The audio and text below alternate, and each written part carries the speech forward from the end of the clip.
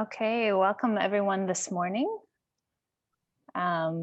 We are going to go ahead and get started. There's about 24 of us here.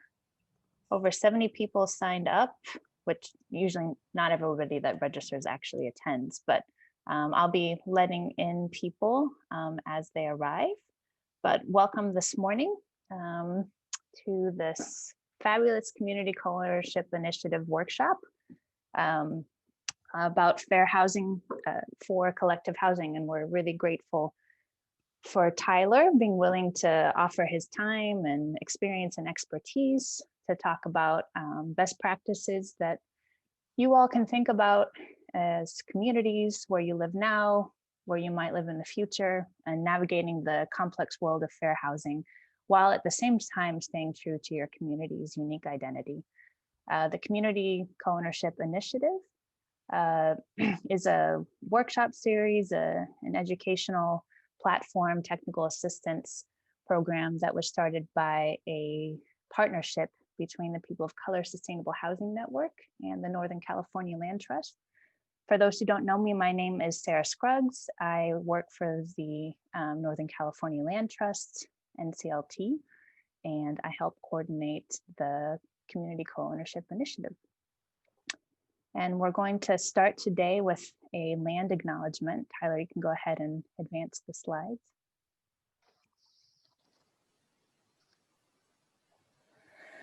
So Tyler and I are both based and connecting today from Chochenye Ohlone territory.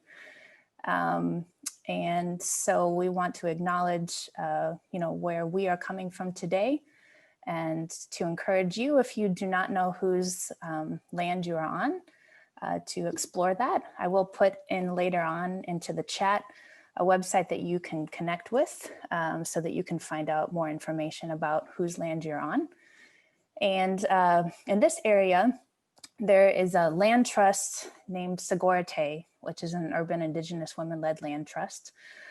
That's working to facilitate the return of Indigenous land to Indigenous people through different practices and heal and transform legacies of colonization, genocide, patriarchy, and so many other things that their ancestors and future generations are calling them to do. And since I moved to the Bay Area in 2019, since I started working again in late 2019 with NCLT, I started contributing to Sagorate Land Trust in recognition of the land that I'm on and paying the Shumi land tax. So for folks that are in this area, I would encourage you to check out their website. These slides will be available for you to have after the presentation today. And you can think about what it means to pay reparations and actively recognize the land that you are on. And with that, I will pass it over to Tyler. Great. Thank you so much, Sarah. It's a pleasure to be with everyone this morning and get to spend some time talking about fair housing and the wonderfully unique cooperative and collective communities that folks live in and how these two areas intersect. And so just briefly looking at our agenda for today, we're going to start off just going through the scheme of fair housing laws at the federal, state, and local level. And then we'll jump into some of the current best practices in the industry, in the affordable housing industry, around how to comply with fair housing, particularly looking at marketing and selection of tenants, and especially the marketing plan and the scored interview process. From there, we'll jump into one of the most challenging, complex areas of law, reasonable accommodation laws, and we'll spend just a little bit of time looking at some best practices and some templates that folks can use to try to navigate reasonable accommodation law. And then we'll, throughout the presentation, be answering questions. So encourage folks to put those questions in the chat. There's a couple of built-in moments to do questions and answers, but as they come up, please just send them our way, and we may take them throughout as it's helpful for each slide here. Also, I've tried to scatter some links throughout the presentation for folks to be able to go directly to some of the laws or articles or other resources so that you can learn more, or when the time comes, if there's something that's helpful for your community, you can come back to the presentation and find those links. So just a quick note about today's presentation. As I am an attorney and a real estate broker here in the San Francisco Bay Area, but today's presentation is not legal advice. We're providing this information for general information purposes only, and that just to know that today's presentation is sort of been put together for a number of previous trainings that I've done. And so while I've tried to double check all of the information, no guarantee that this is the absolute most up-to-date information, and won't guarantee that it's the absolute most correct, but I've tried to get it up to date.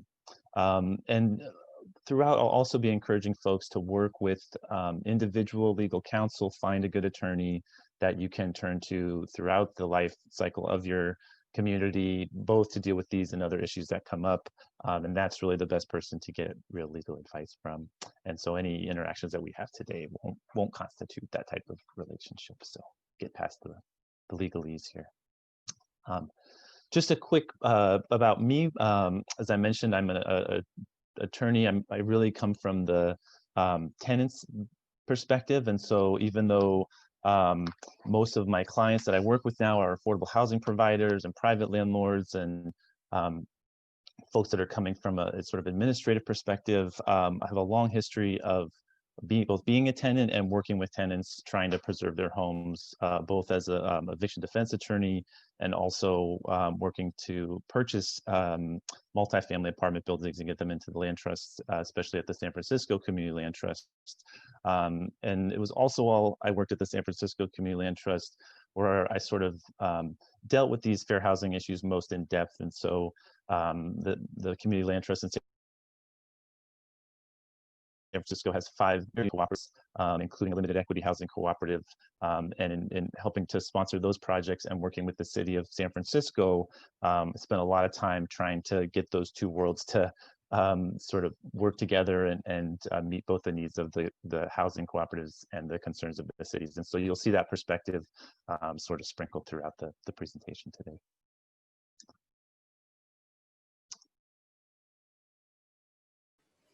All right, so a few of you have introduced yourself in the chat, but we would encourage you to put in the chat your name, where you live, any history with fair housing.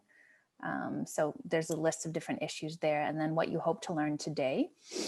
And I am also going to be launching a poll about where you're connecting from today so that we can get an idea of who is in the room. So I will go ahead and launch that poll.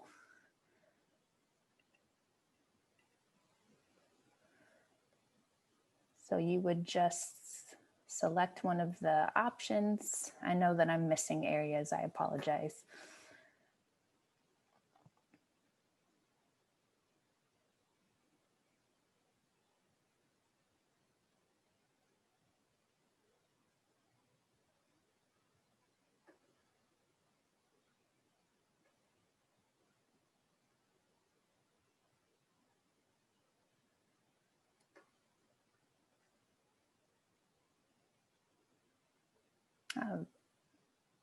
Okay, I'm going to go ahead and end the poll. Most people will be able to respond, and then people can continue to put other information about themselves in the chat.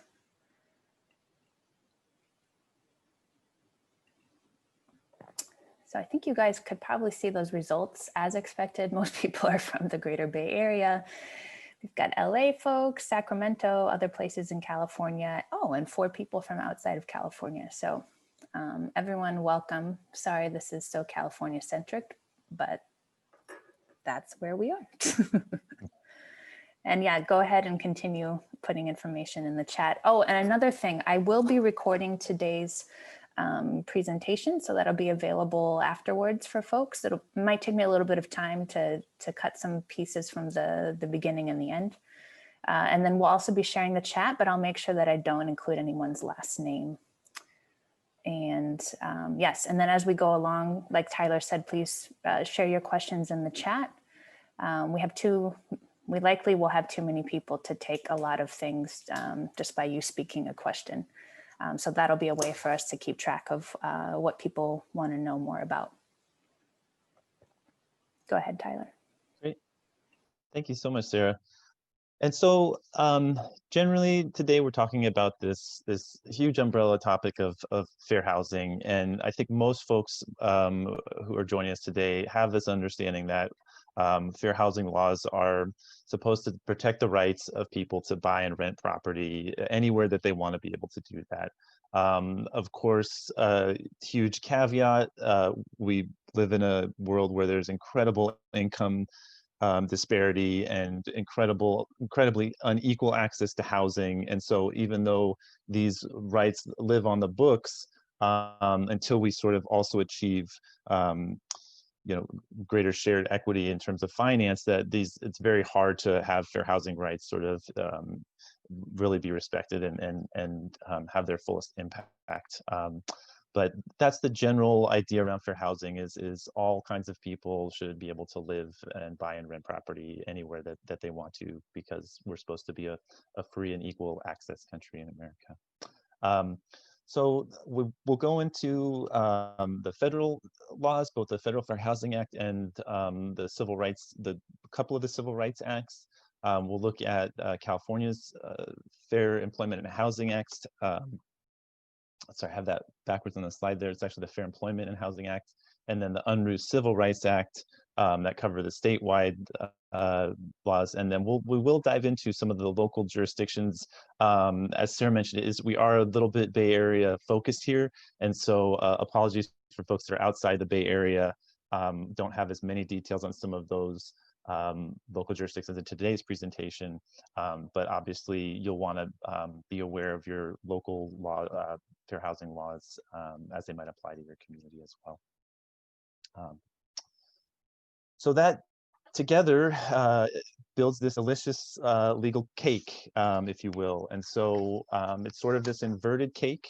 We're talking about fair housing laws because federal law provides sort of the narrowest protection or the least amount of protection and the fewest what we call protected classes, we'll get into in a minute here. And then the state law expands those protections and provides more protection for folks, and then local jurisdictions kind of build upon those other levels. And so it sort of becomes this whole collection of laws that work together. But if you don't have a local protection or a state protection, you're really sort of stuck with that very narrow federal body of law. And so that's where we'll start today. We won't have too much time to do a lot of history on fair housing law, but I do think it's important to recognize the timing of when the 1968 Civil Rights Act was finally signed into law. This has been a law that had failed 2 years before that. It was opposed vehemently by the National Association of Real Estate Boards and real estate groups, which have historically had, unfortunately, not a great role in enabling fair housing and recognizing the rights of all people to acquire and rent property. And so there's a link here to a great report on sort of that history if you're more interested in that.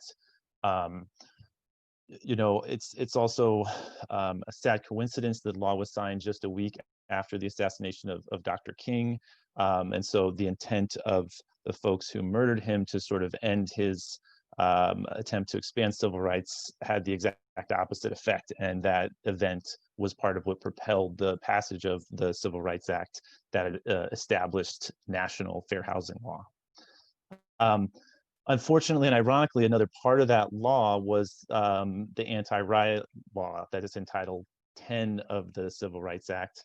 And this is a law that many folks may have read about or seen touched on in 2020, because this was a law that enabled and emboldened law enforcement to really use aggressive tactics against many of the civil rights protests and folks protesting for racial justice around the country. and unfortunately was not used to stop the Capitol riots that we saw earlier this month. And so there's a lot of discussion around the need for reform of the original 1968 Civil Rights Act, especially as it relates to Title 10. So the Federal Fair Housing Act, as I mentioned, this was really the first nationwide attempt to sort of give real teeth to anti-discrimination law. And it established initially 4 and then eventually 7 what we call protected classes. And this is one of the key concepts when we're talking about fair housing law generally, is that these classes describe the types of people that the law covers, and folks that are supposed to be free from discrimination as they're looking to rent or purchase property. And so originally in 1968, they enumerated 4 of those categories: race, color, religion, and national origin. In 1974, they added sex to that list, and then in 1988, disability and family status was added to that list. And so these are sort of considered the fundamental 7 categories, because they do apply across the country. And so the folks in these categories enjoy sort of the greatest amount of protection, the most laws that apply to them. We have a bit of a split right now in the courts, and so for the non-lawyers or folks that haven't run into this before, there's different district federal courts that cover different parts of the country, and presently there's a split in whether or not sexual orientation and gender identity are protected under the category of sex as well. And so this is one of the areas that unfortunately will probably make it to the Supreme Court in the near future, and under its current composition, I would not personally expect a sort of expanded ruling. And it's one of the challenges of working with law at the federal level, is that that body has so much authority. But at the moment, in some places, sexual orientation and gender identity are considered covered as a protected class under the Federal Fair Housing Act, and in some places they are not.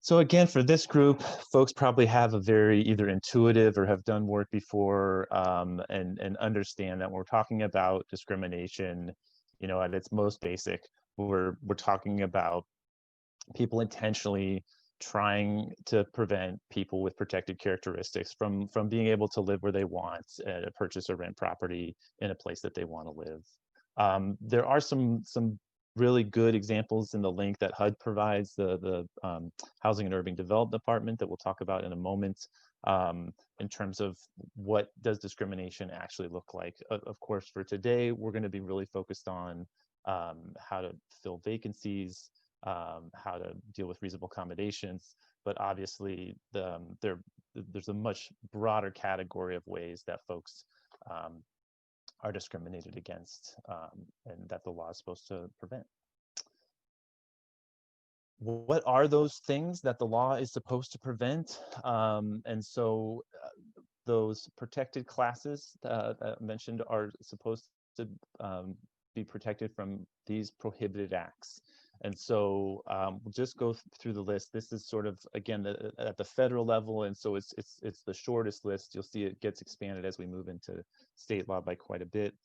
Under the Fair Housing Act, you cannot refuse to rent or sell housing to someone. And so again, that's most of our focus today, is focus on renting or buying into a cooperative or collective community. You can't refuse to negotiate for housing, make housing unavailable, deny a dwelling, or have different terms, conditions, or privileges for the sale or rental of housing. You can't provide different services or facilities, or falsely claim that housing is unavailable for inspection, sale, or rental. You can't engage in blockbusting practices. Folks are probably familiar with the ways that real estate and government agencies have historically used these kind of practices to keep segregation in place and to deny especially people of color access to housing in certain neighborhoods. And you cannot deny access to or membership in a facility or service related to the sale or rent of housing, such as the multiple listing service, which is the service that real estate agents use to advertise housing for sale. And then finally, you can't threaten, coerce, intimidate, or interfere with anyone exercising a fair housing right or assisting others who are trying to do that. And I like using this slide. You can see it's from the state of Texas. I don't know if we have anyone from Texas today, but you see now real estate associations and the real estate industry, and of course the affordable housing industry, really trying to do a better job of respecting fair housing rights, doing more of these kinds of trainings, and teaching its members about the rules. There's a great report that I linked to here as well that talks about we still just have a very long way to go still, though, for these rights and these rules to really live in their fullest sense. So these are our protected, prohibited acts. And so it's kind of a basic level. That's when we talk about fair housing at the federal level, and even at the other levels, we're talking about these protected classes of folks and these prohibited acts that work together. And so when do those laws apply? They don't apply to every single housing situation, unfortunately. Again, at the federal level, there's greater exemptions. And so owner-occupied buildings with up to 4 units, they sort of interpret the constitutional right to not associate with folks very broadly, and allow owners to frankly discriminate in the selection of who lives in those places. An enormous exemption for single-family housing sold or rented without the use of a real estate broker. Many single-family homes are not sold or rented with the use of a broker around the country, and so this provides just an enormous exemption and a real hole in the law. And then sort of an interesting one is the housing owned by organizations or private clubs, say the Masons or a group like that. If you have housing that's related to your mission, you can limit occupancy to folks that are part of your membership. You're not supposed to discriminate in terms of who your membership is, but once folks are a member of your club, you can limit the use of the housing for that.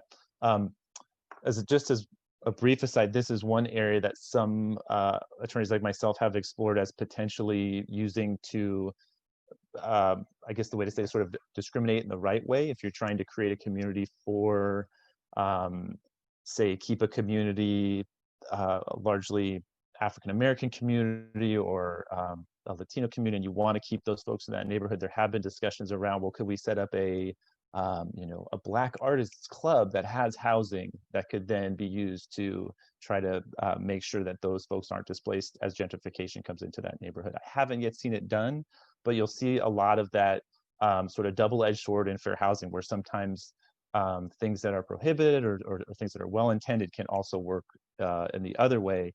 And a lot of it comes down to sort of enforcement or who's overseeing those rules. And so the private club exception is one that has potentially, I guess, sort of positive uses or positive benefits if done in the right way. And obviously that's a very, very tricky thing.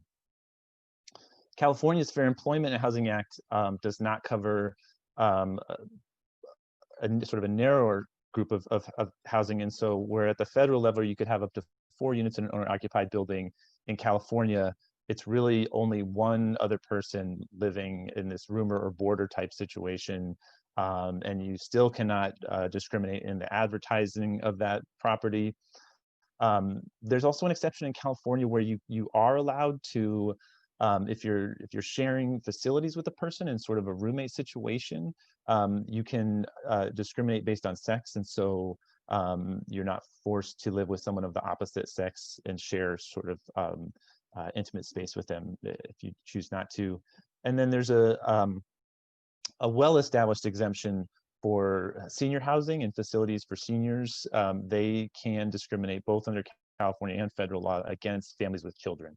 And so to provide seniors with sort of guess the peace and quiet that those communities are looking for, they're allowed to exclude children, families with children.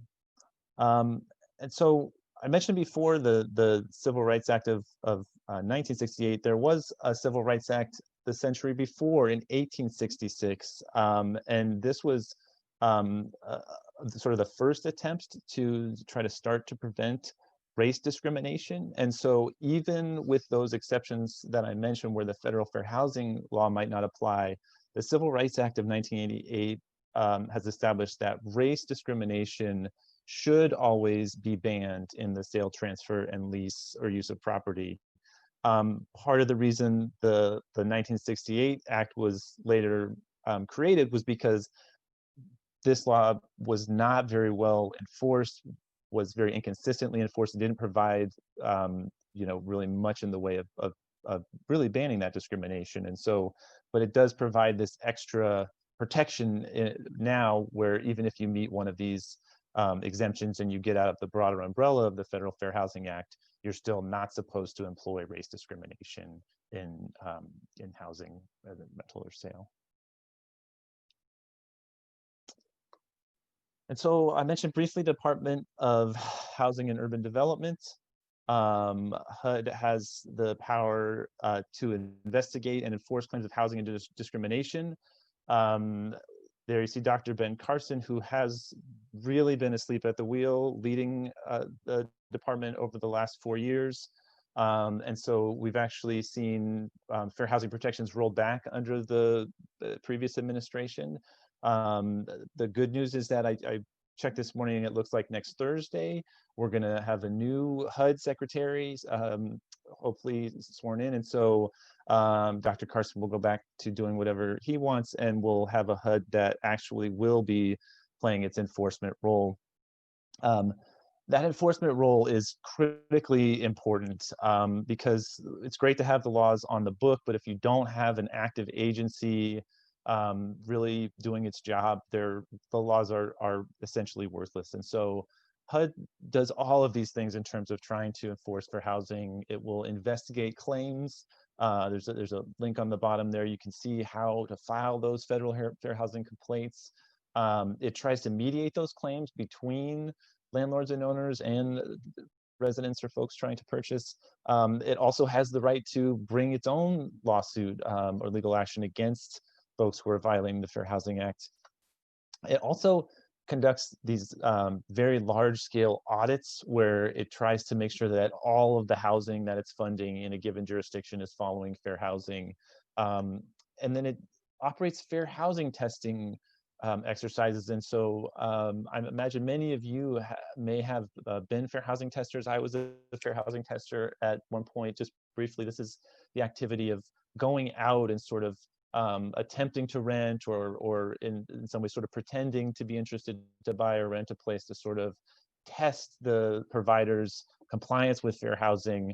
And so I remember I used to always stand in the shower because I'm a tall guy and try to pretend like I was really concerned how tall the shower was to make them think that I was really interested in the property. But fair housing testing is one of the really critical ways that HUD is able to do its enforcement job, because as I'm sure folks are familiar with, there is such a built-in power imbalance between landlords and tenants that is often hard for tenants to make complaints. They're often scared to make complaints. And so fair housing testers can help to bridge that gap a little bit and provide some actual really important data around what landlords and owners are doing around the country. As I said, they do these audits and conduct compliance reviews of HUD funded housing. And so many city and state governments get a lot of their funding for housing directly from the federal government. And so HUD makes sure that that money is distributed in a way that's fair housing compliant. And then as part of that, they help develop fair housing laws and how they're enforced. And this is perhaps, in my mind, one of the most important and impactful things that they do, because while some affordable housing and housing developers do work with HUD at sort of a one-to-one level, more frequently you're working with your local government, you're working with the state government to acquire funding, or working under one of their programs that's administering federal funding. And so those organizations will sort of enforce the law in the way that HUD is telling them to. And so the relationship between state and local government and the way that HUD is involved there is often a place where it has a very important impact. So I want to just take a moment, and we do have a lot of me talking today in the training, and with such a large group, I'm sorry we don't have more opportunity to interact. And so I want to pause for just a minute and see if there's any questions that folks have about the that smallest layer of the cake, the federal law that we've just touched on this morning. So there is a question in the chat from Leslie. Would 501c3 housing co-ops like limited equity housing co-ops and zero equity housing co-ops fall under housing owned by organizations / private clubs that limit occupancy to members? Great question, Leslie. No, they wouldn't. That language is awfully similar, but it doesn't fall under that. It doesn't fall under that exemption. And often because those organizations are taking some type of federal or state funding, that funding comes with the strings of also complying with the laws.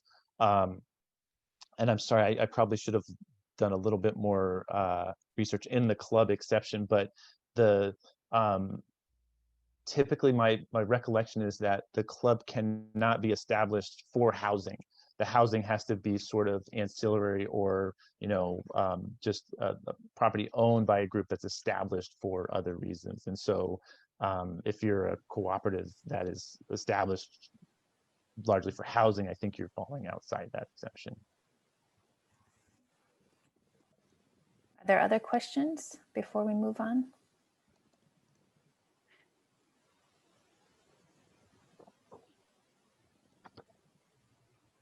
Okay, we will keep going then. Again, as things come up, don't hesitate to put them in the chat. I'm watching everything. Great.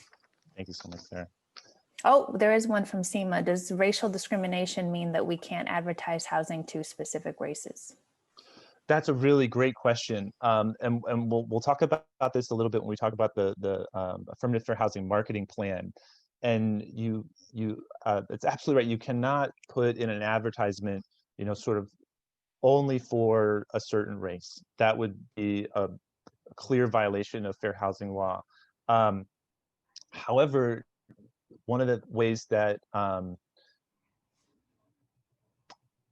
want to be careful how I say it. One of the ways that you can try to encourage the types of folks that you want to be in that housing is to do marketing to organizations that work with that population, or get those openings in front of those groups of folks, so that you're getting a pool of applicants that are sort of made up of that group that you're targeting. And so you can't be explicit about it. You don't want to put it in writing. You couldn't put it in an ad. But if you want to do some of that, what's sometimes sort of called affirmative type of discrimination, of trying to get different racial groups into your housing, there are ways to help to make sure that you have applicants that are part of those communities. And so we'll talk about that a little bit more with the affirmative marketing plans. Tyler, another question is, can you use a statement like everyone welcome and this group of people is encouraged to apply, like you often see in like job descriptions? That's a great, yeah, and I think the short answer is yes, as long as you're sort of saying it in a general way that we encourage a diverse set of applicants from all backgrounds. I think if you start to list a particular group, or when you start to, and we'll touch on this later, anything that sort of narrows or limits the pool in any way, that's where you start to get in trouble. And so statements like, we'll talk about equal housing access, diverse applicants encouraged to apply, we welcome folks from all backgrounds, very general, communicating that you want everybody to be able to apply for your housing. I think where you start to be in trouble is if you start to say, please apply if you're Vietnamese. If you listed a certain race or protected class, then I think you're gonna be in more trouble. And so, but the also really great question in terms of the parallel, and you can see in California, as we'll talk about in a minute, it is the Fair Employment and Housing Act, the Fair Employment and Housing Agency that enforces it. And there's a lot of parallels between employers' obligations to not discriminate, and housing providers' obligation not to discriminate. And so I think when you have familiarity with those concepts from employment, a lot of them will apply directly in a very similar way in housing. And reasonable accommodation that we'll talk about is a great example of that. It's a real, those laws exist really very much parallel. Great. Go ahead, Tyler. Okay. Good questions. Thank you, everyone. And so California, we're known for being a civil rights leader, and that's absolutely true in fair housing rights. Almost a decade before the federal government was enacting fair housing laws, California passed the Fair Employment Practices Act and the Unrule Civil Rights Act. These are really some of the earliest protections in the country, to provide both in employment and housing equal rights, and then both in public and private businesses. And so a really comprehensive approach to civil rights. And then in 1963, the Rumford Fair Housing Act passed as well, which was sort of incorporated into the new Fair Employment and Housing Act in 1980. And that was also the time that the agency was established. And while the Unrule Act sort of remains in place. And so in California, we have these two sets of laws, the Fair Employment and Housing Act and the Unrule Civil Rights Act. And they both work to protect fair housing rights in the state. So here we start to see that cake sort of get expanded as we move from the federal level to the state level. And so the Fair Employment and Housing Act does include those 7 original protected classes that we talked about in federal law: race, color, national origin, religion, sex, family status, and disability. And then they add many additional protected classes: source of income, sexual orientation, marital status, age, arbitrary characteristics of any kind is this huge catch-all umbrella. Gender identity and gender expression, ancestry, veteran or military status, and all the way down to genetic information. And so you can see California is really trying to fill in the gaps that exist when you only have the original 7 protected categories, and is really trying to protect as much as possible everyone from discrimination and ensure that everyone has their fair housing rights respected. In the same way that California— Tyler? Oh, yeah. Sorry, real quick. What about profession? Profession is not a protected class, I don't believe, under any fair housing scheme that I'm aware of. Great question. Great question. And so in the same way that California expands the protected classes, it also significantly expands the sort of prohibited acts. And so there's a couple pages here. I won't read through every single one, but it really provides a lot more teeth to fair housing law. And I guess on the one hand, you could say it does make it very challenging sometimes for owners and providers to be able to ensure that they're complying with all these rules. But I think this is really what we want. We want a high level of detail in these laws. We want as many examples given as possible. We want to cover as many bases as we can when we're talking about preventing discrimination. And so you'll see there's a lot of parallels, a lot of similar language that we found in the Federal Fair Housing Act, but it gets expanded on significantly. And so things like denial of a loan or homeowner's insurance. We have a whole other page here getting into sexual harassment is prohibited. We start to get into the reasonable accommodation, reasonable modification rules. And one that I really want to highlight that's important is the prohibition on retaliation. And this is enormously important. I mentioned earlier, there just exists fundamentally this real power imbalance in housing, especially between landlords and tenants, but often between landowners generally and folks that don't own land or that are trying to purchase land. And this protection from retaliation is important because it can work at a number of different levels. One thing that it does is it helps attract attorneys. It's very hard to sometimes enforce your rights on your own, and sometimes we have to get attorneys involved for better or worse, and file lawsuits or file formal complaints.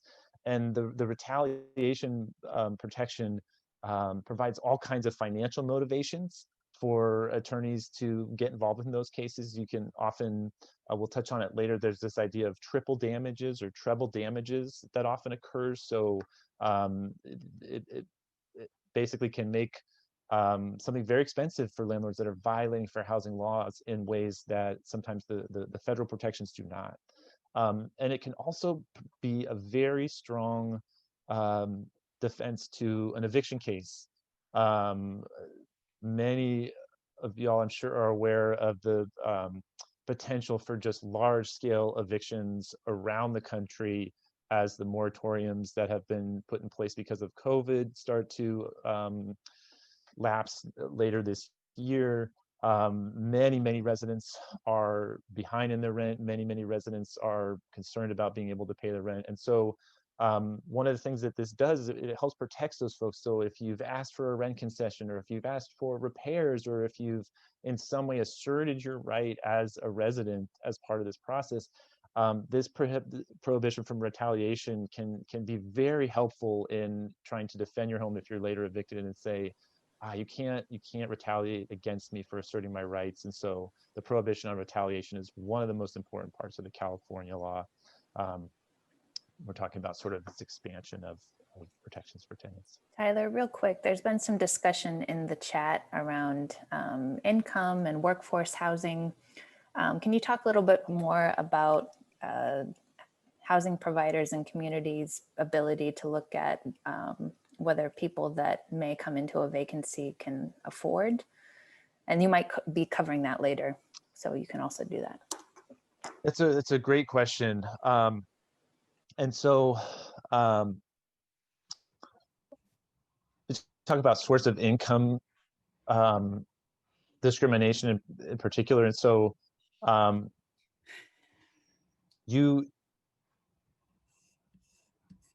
it is perfectly legal to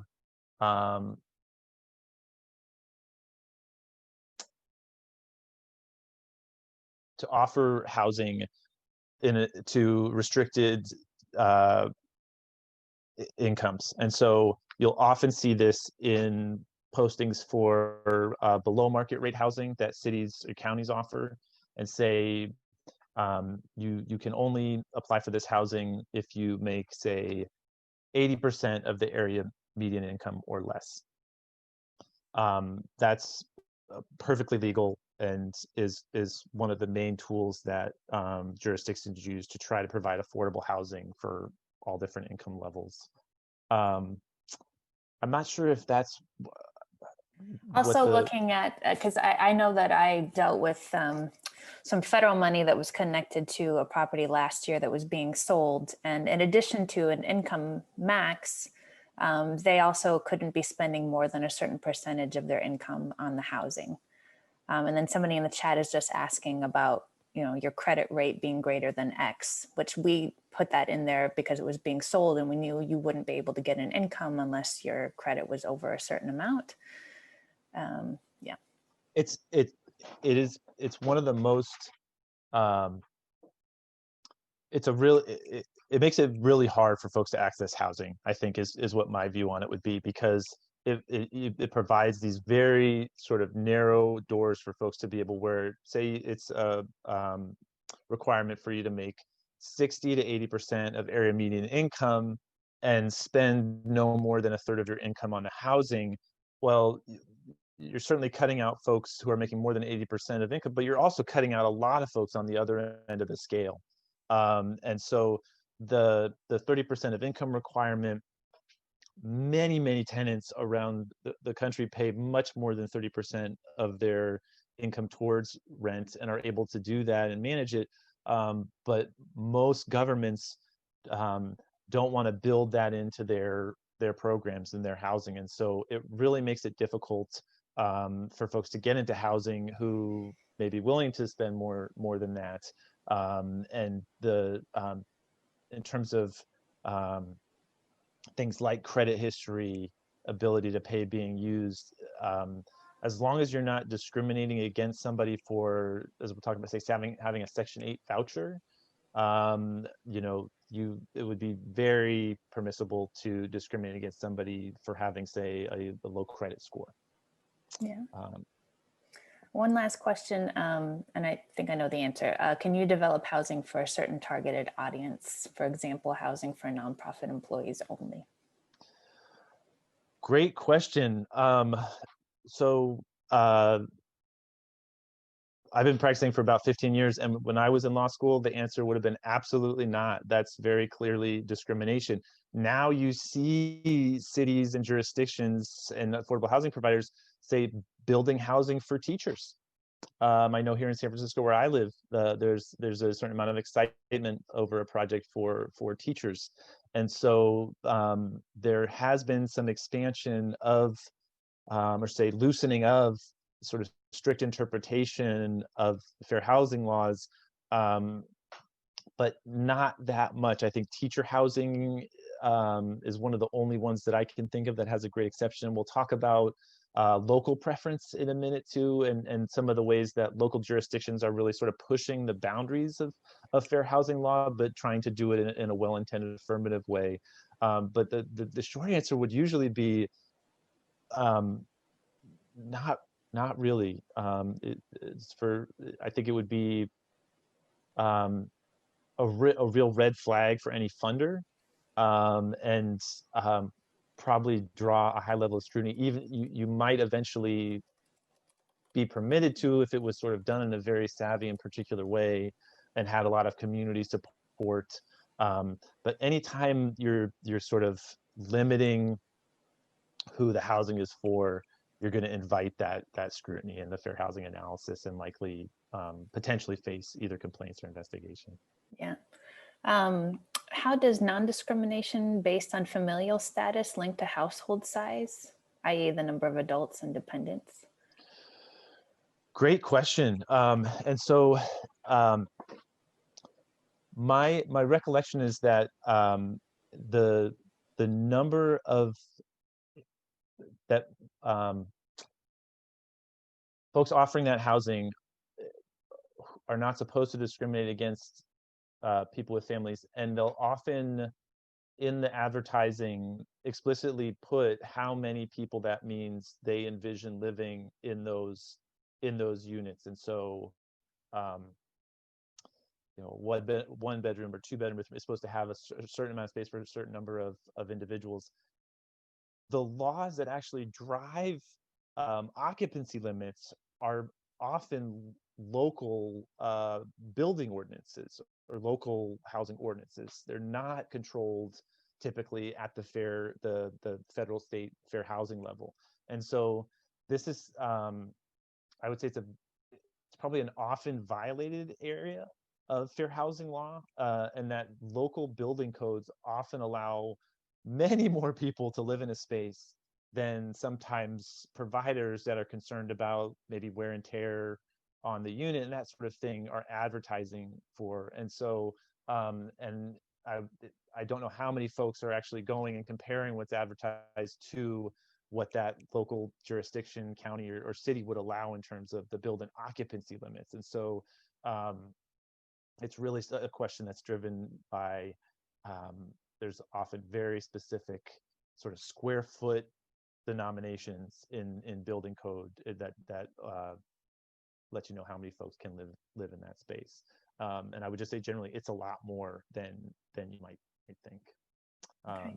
And families should certainly never be discriminated against. So say you enter in with sort of a maximum number of children, but then you have additional children. I think a provider or houser who then would try to involuntarily move that family to another would probably run into fair housing trouble pretty quickly as well. Just you can't discriminate against folks for having additional children until you can argue in some way that it's unsafe or violates those building occupancy codes. And like I said, I think that's a real stretch. I'm sure many folks are familiar with, and we've certainly seen here in San Francisco, multiple generations living in very small spaces because housing has such an exorbitant cost. And so it's those types of families are supposed to be protected. Okay, thanks, Tyler. Go ahead. Great question.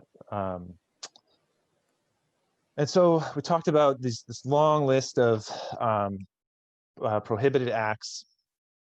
And then just as HUD has this oversight and enforcement role, the Department of Fair Employment and Housing also has a very similar enforcement role, and would probably more likely be the agency that you would be dealing with if someone filed a fair housing complaint against you, or you filed a fair housing complaint yourself. Sometimes the federal complaints are sort of pushed down to the state level, or encouraged to be filed at the state level, and often that's a good thing. The state agencies tend to be a bit more responsive generally than the federal government, but obviously it varies depending on what state you're in. And California's Department of Fair Housing Employment tends to be pretty responsive and has pretty strict statutory deadlines on when it responds to complaints and that kind of thing. This is usually the first step that you would take if you think you were a victim of discrimination, or somebody had violated fair housing law. And so in addition to investigating those complaints, the department does a lot of outreach and training and education trying to prevent discrimination. And so they're much more active, working with, housers of all sizes to try to make sure these laws are respected. They also do many more mediations. And uniquely, they also issue this item called a right to sue. And so if you think you've been a victim of housing discrimination and you don't want to work with the state, you want to have your own private attorney be filing a lawsuit for you, you can go to the state agency and have them do this initial investigative process, and they'll hand you over this right to sue, which makes your lawsuit much stronger and harder to defend against for the landlord. It also really limits your rights in terms of later going back to the state agency for any help. And so even as an attorney, I have sort of a suspicion of those right to sue certificates, and would generally encourage folks to be working with the state agency, unless you have an attorney that you really know and trust well. Again, there's always the financial motivation for folks in the legal profession taking on these cases. The department can also file its own lawsuits, and so you don't have to have an attorney. The agency, in some circumstances, sometimes rare circumstances, where discrimination is very clear cut, they'll take on that case themselves. So in my experience, cooperatives are viewed as high-risk entities for fair housing violations by cities and state agencies. And so, and this is definitely based on my limited experience and my 2 cents, but having worked with nonprofits that provide sort of more traditional rental housing and nonprofits that provide and work with cooperatives, it's an interesting thing to see the way the agency, like many of us, sort of gives not traditional nonprofits the benefit of the doubt.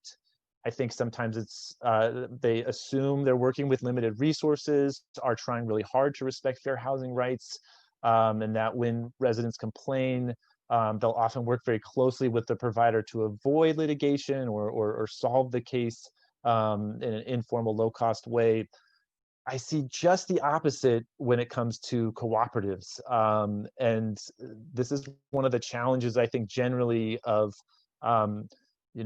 many people of all kinds, including fair housing agencies and cities and states, sometimes carry kind of outdated or misinformed ideas about what cooperatives are, about what housing cooperatives, look like and what's happening there. And then we'll take that sort of off-base impression and apply it to a fair housing situation. And so one of the reasons that I think the tools that we'll be talking about today. And one of the reasons I really encourage folks to get some of these policies on the books in their communities is that if you do have a complaint filed against you, in my opinion, you sort of are starting from a place of a disadvantage. I think you're sort of seen with more scrutiny than a more sort of quote unquote traditional housing or rental provider. And so I don't think that's a good or right thing. It's just something that I've seen in the way that cities and states look at sort of housing cooperatives as being this sort of quirky, limited, again, just very misinformed and not understanding the real commitment to diversity and fair housing that most cooperatives really have. Tyler, there's a question from Jenny. Can landlords find out if someone has filed a complaint with DFEH? I know many people who have failed to do this out of fear of being blacklisted.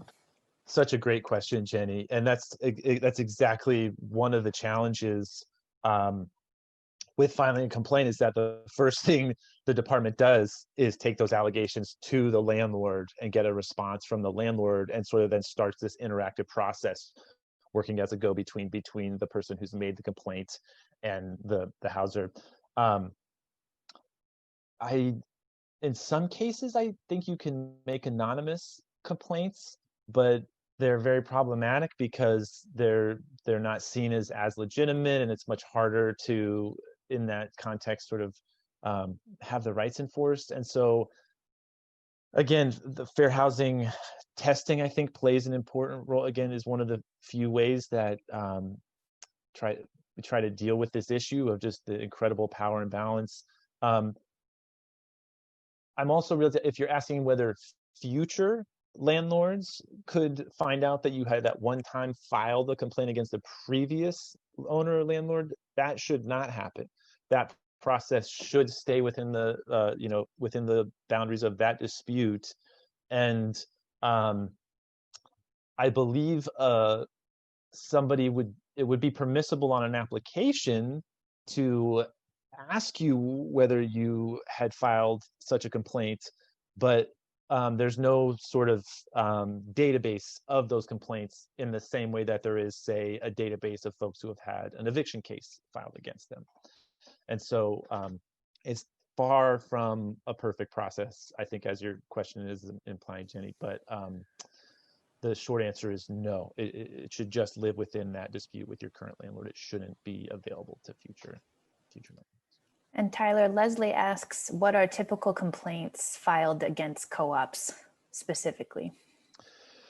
I would say, as we'll talk about later, a third of fair housing complaints have to do with disability discrimination in some way. And so that's by far the largest type of complaint that we see the state investigating. I think the most common that I've seen, particularly for cooperatives, is a fair housing violation around selecting new members.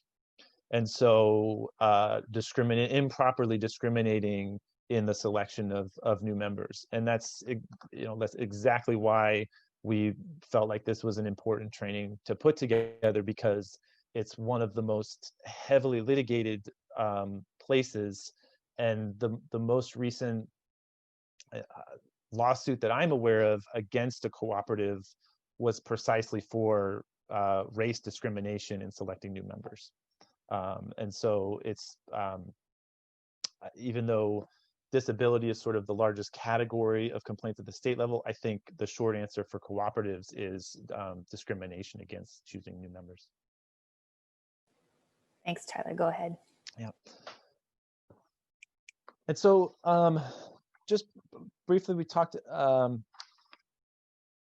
about the Fair Employment and Housing Act and all that long list of prohibited acts.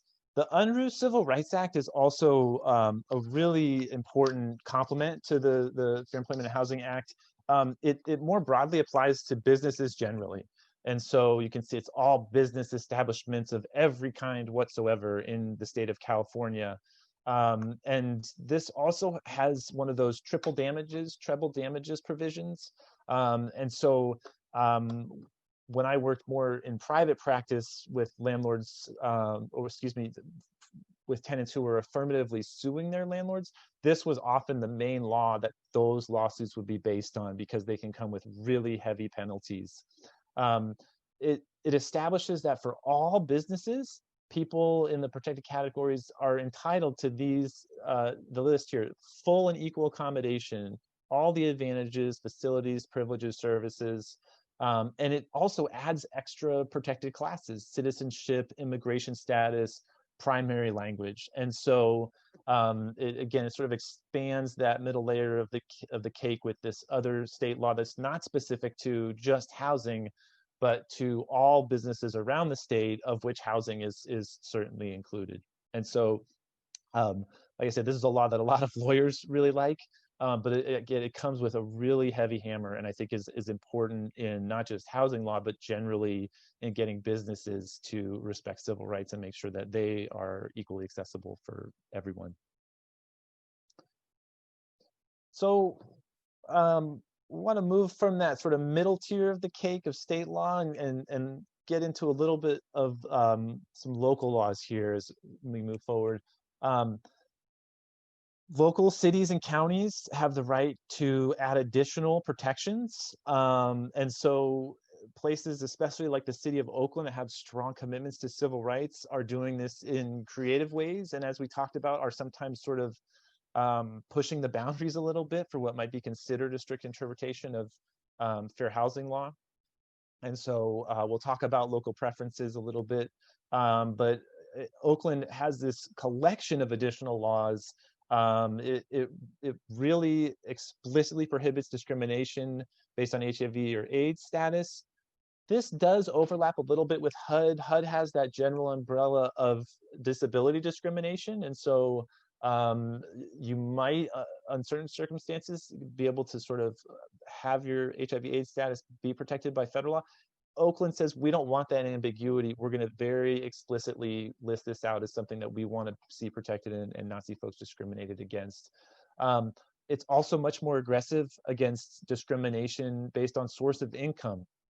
And so earlier, I have a link to the article around just the tremendous difficulty that folks with Section 8 certificates have getting housing. And I'm sure most folks are familiar with the Section 8 certificate, where it's a government subsidy and provides for whatever portion of your rent is over 30% of your income. And so it's a really one of the only tools that low-income tenants have to be able to compete on sort of the market rate rentals.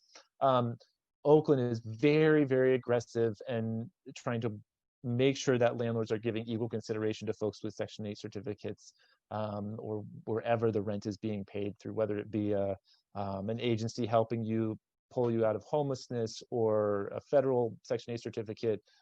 It's really a strong commitment to folks in that group. Oakland's also very explicit, has one of the strongest laws prohibiting harassment of tenants.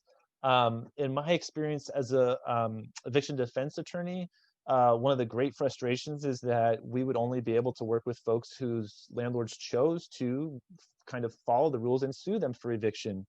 Really, that's just the tip of the iceberg. Many, many, many more tenants are harassed out of their properties and evicted by just the constant harassment of all kinds, cutting off utilities, doing unnecessary repairs, being explicitly discriminatory, threatening to call immigration authorities. There's all kinds of things that landlords do to sort of harass residents when they want them to leave. And so Oakland has passed a very strong tenant protection ordinance to try to prohibit that. And also has one of the most, I'd say, strongest commitments to folks that are coming out of prison. So they have a fair chance housing ordinance that also says you cannot discriminate except for this very narrow exception of sort of sex offenders or folks who have been actually convicted for meth production. And so that, Oakland is trying to really bake the biggest cake possible at the local level and really make sure that different types of Oakland residents that they've seen have trouble get housing have then been able to enact these specific laws to do a better job opening up access. Interestingly, Berkeley, which sort of has a worldwide reputation as a civil rights leader, happens to have fewer local additions, and so it hasn't expanded that cake quite as much. And so, unlike Oakland or perhaps San Francisco, the city of Berkeley has not enacted that many additional protections, and so they do have. You can link here the source of income. And UC Berkeley is obviously a large institution, and so they have an additional statute that protects families with children and students from discrimination. And so trying to make sure that all of those UC Berkeley students have fair access to housing as well. And so the question is, does having fewer local laws, does that truly mean that Berkeley has a weaker commitment to enforcing civil housing rights? And my 2 cents is absolutely not. And what, as I mentioned before, what really makes the difference for all of these fair housing laws is who is doing the enforcement of them. How many places does somebody who's been discriminated against have to go when they've encountered discrimination or when they've encountered a fair housing violation? And so there are multiple places that you could try to get help in a city or a county. City attorneys are supposed to investigate for housing complaints. I've often seen local elected officials get involved, even sometimes with individual tenant situations that they don't like what's going on, whether that's a good or a bad thing. The city rent board is obviously a place that's supposed to be helping to enforce those rights, but sometimes they don't have the funding or the authority, or they're just not that active in trying to exert that authority. And then there's many cities and counties in California have a human rights commission or a civil rights commission where you can file complaints. And then, of course, there's the whole landscape of local nonprofits and civil rights attorneys that are also potentially a place where you can get help for a fair housing rights violation. So in a place like Berkeley, these are actually all pretty good options for residents. Berkeley is one of the few cities that I'm aware of that I think actually guarantees residents, say, an attorney when they're evicted, when they're facing an eviction case. The rent board is extremely active and has been given authority to track and enforce fair housing violations.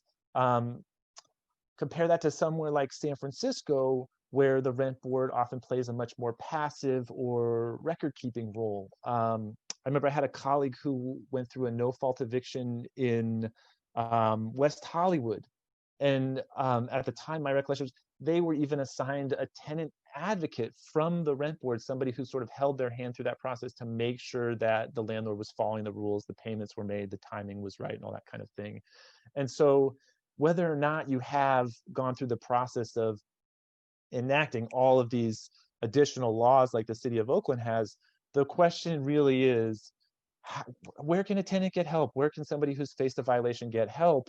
And I think that you do tend to see more help in more places available in those towns and cities that have the reputation for commitment to civil rights, like Berkeley, like San Francisco, like some communities in Los Angeles.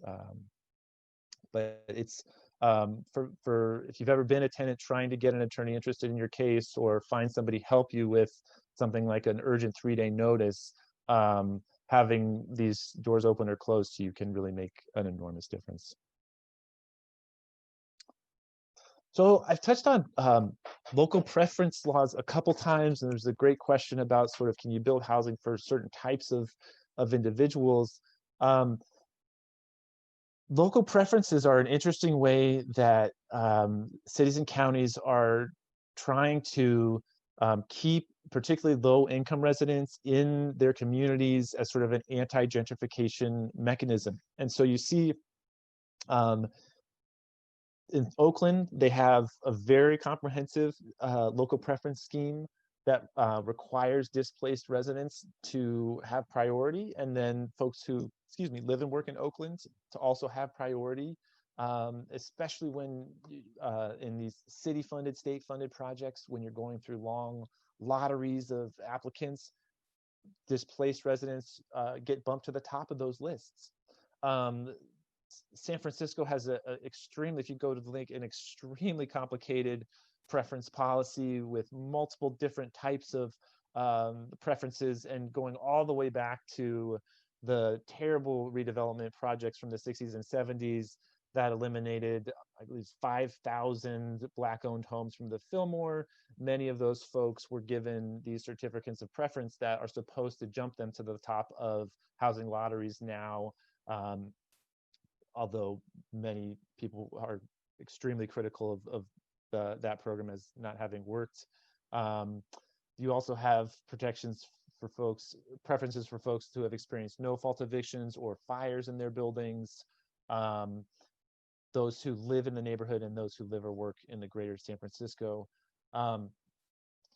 Just a note for folks that live in the city of Berkeley, I think there's just a couple of weeks left. They are developing their preference policy as we speak. And so the link here will actually take you to that opportunity if you want to give the city some feedback on how you think its preference policy should work. As I mentioned on the left here, these policies are very popular in the Bay Area, and they are used all around the country, places like New York City, as a way to try to keep sort of the fabric of the neighborhood intact as development happens, as gentrification happens. They are also one of the most talked about, sort of hottest topics in fair housing generally. And there's an organization that has sort of made its name on challenging preference policies. And there is plenty of circumstances where small, all-white communities, sometimes largely in the East Coast, but sometimes all over the country, have used local preference as a way to stay largely white.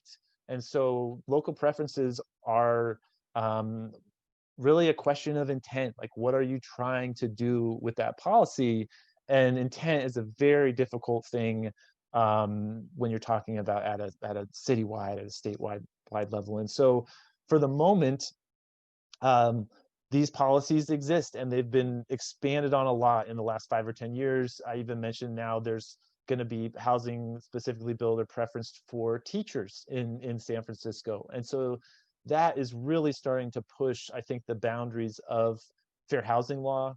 I imagine under the Biden administration, it will continue to be expanded. I think HUD will continue to, depending on how you see it, sort of look the other way or in a friendly way, allow local preference to thrive.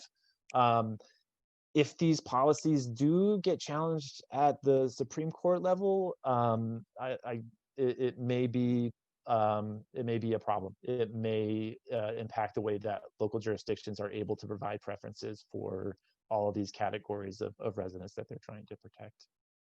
And so this is sort of, a lot of the laws we're talking about are old and well established. Like I said, in the 15 years since I've gotten out of law school, this has been a really newly developing and an area of law that may change a lot in the next couple of years as well.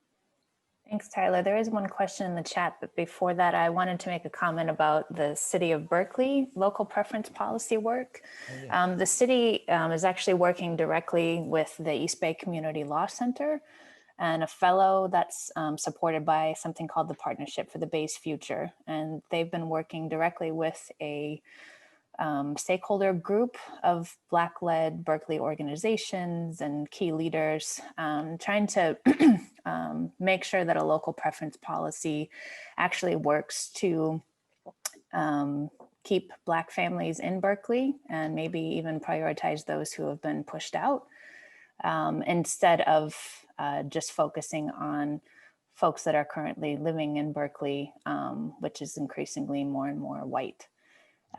So that's some background that I thought might be helpful for folks. And then there is a question from Aaron in the chat. What is a no-fault eviction?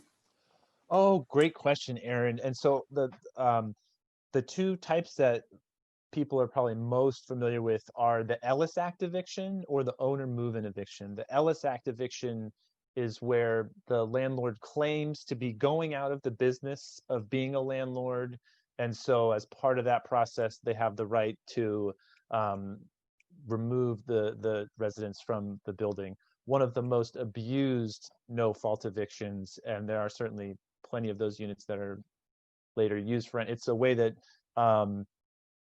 landlords choosing not to follow the law can get out from under a local rent cap, is by using a no-fault Ellis. Another often abused no-fault eviction is the owner move-in eviction, where the owner of the property says, myself or a close family relative is going to move into this unit, and so you, tenant paying very low rent, need to get the heck out of here. And this is, I would put this in under that large umbrella of harassment that you know, it can often be done in a very friendly way. I remember my daughter's grandparents almost just walked out of their rent-controlled apartment because the landlord told them a very sympathetic story about the daughter needing the unit that was all 100% fabricated.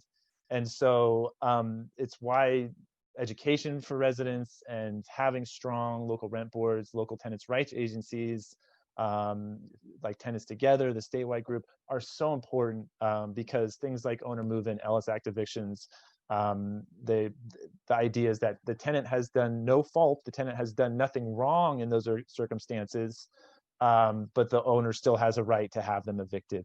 You would contrast that to a so-called fault eviction would be the tenant, like a non-payment of rent case, or a nuisance case, or a legal activity case, where the tenant has done something themselves and they are at fault. And so in jurisdictions that have rent control or have just cause for eviction provisions, there's usually a very clear line drawn. And for no fault evictions, there's often relocation payments and extra time given in those circumstances, whereas the tenant at fault evictions are almost always done on a very short timeline and on like a 3 days notice. And so a really, really nefarious area of our law. All right, I am going to push us into what's next, which is a 5-minute break. We still have quite a bit to go through. And thank you guys for sticking with us. And thank you, Tyler. This is really important and helpful information. So it's 11:53. We will start up again at 11:58. Thank you. Let's go ahead and get started again.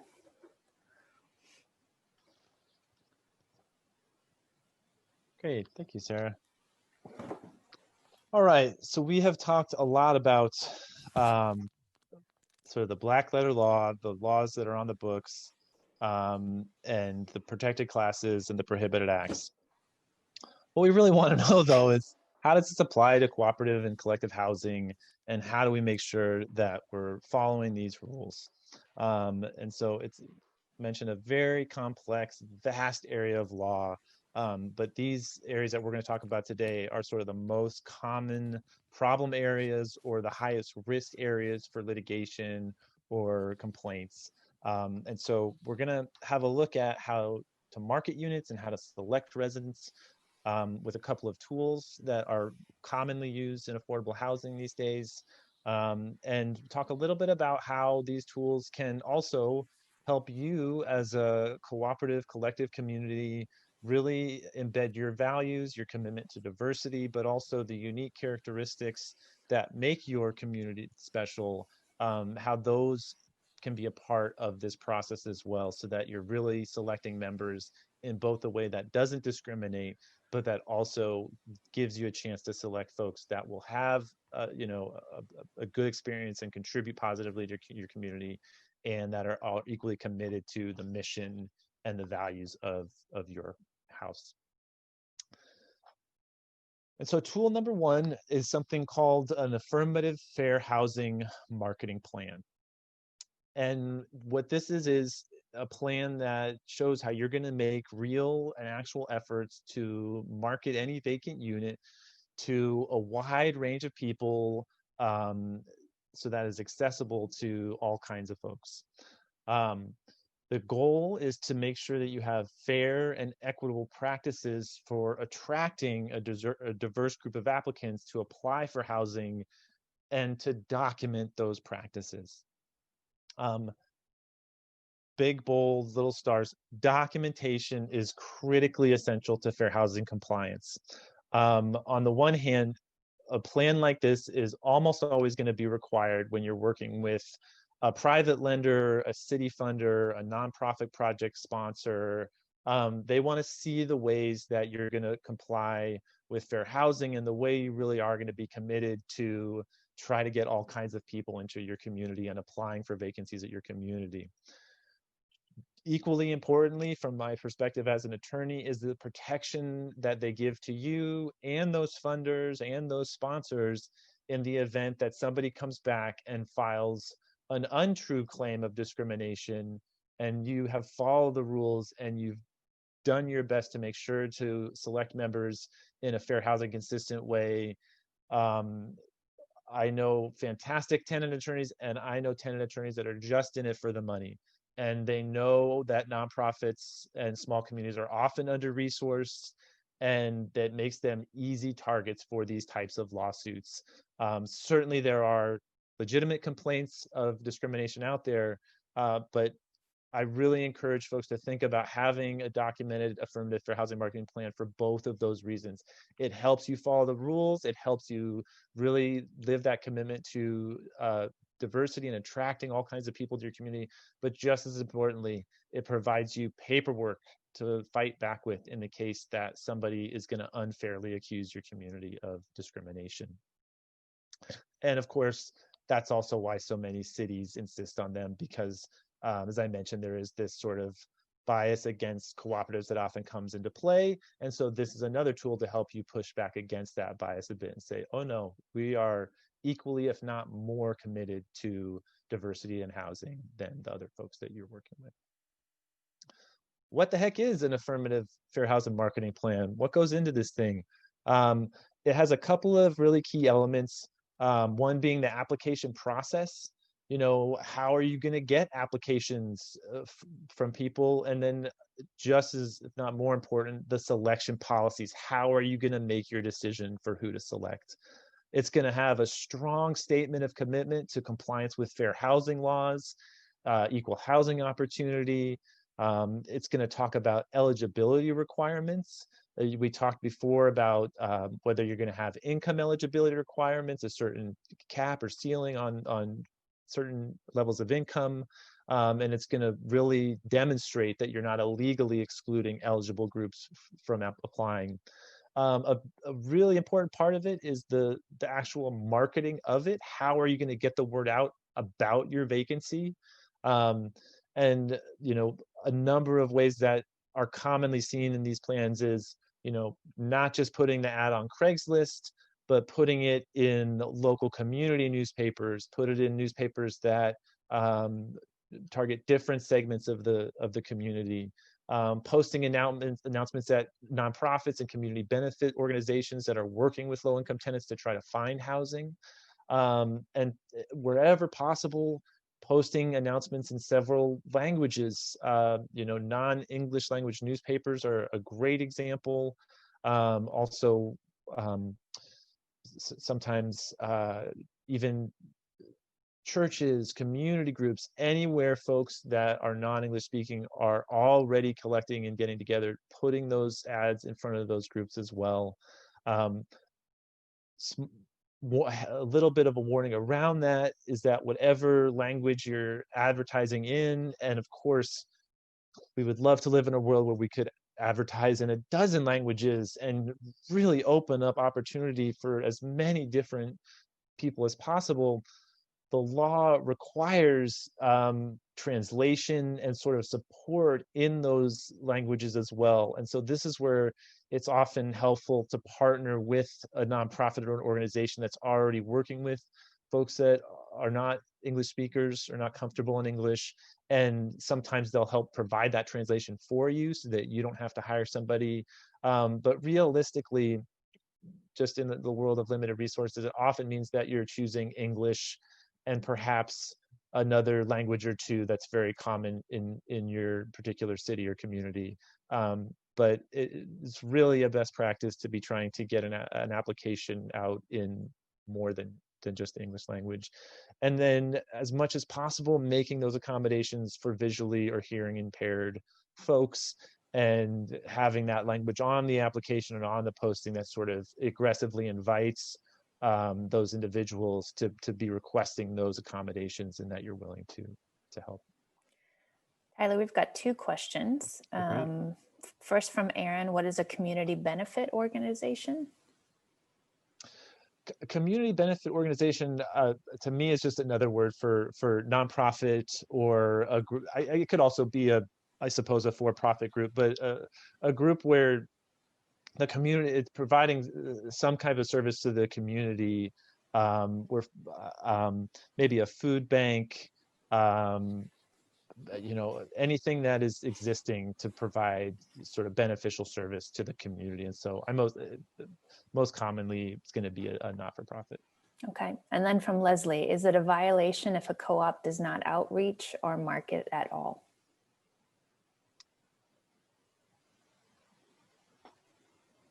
That's a great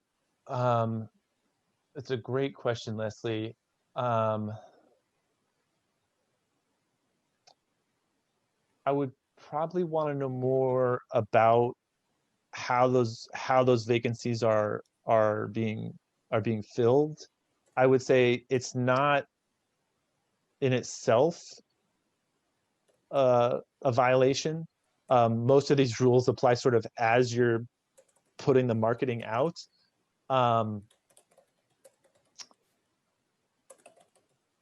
not marketing at all, I think, would likely raise suspicion, and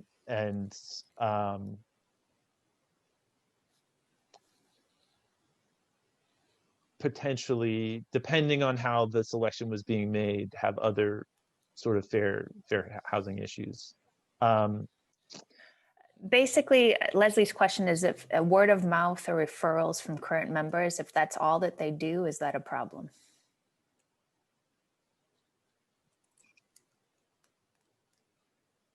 I would say it's very problematic.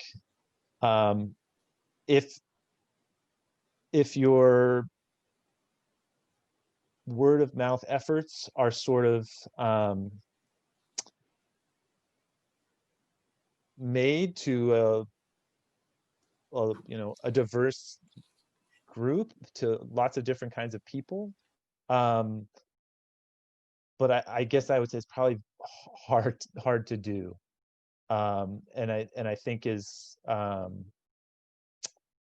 doesn't mean you're discriminating. I think that gets us more into the selection policies themselves, like how do you pick between those folks that are referred through word of mouth. And I would say it would almost for sure not be allowed if you were wanting to work with any kind of funder or nonprofit sponsor. But on its face, I wouldn't say that it's per se illegal or a violation of fair housing.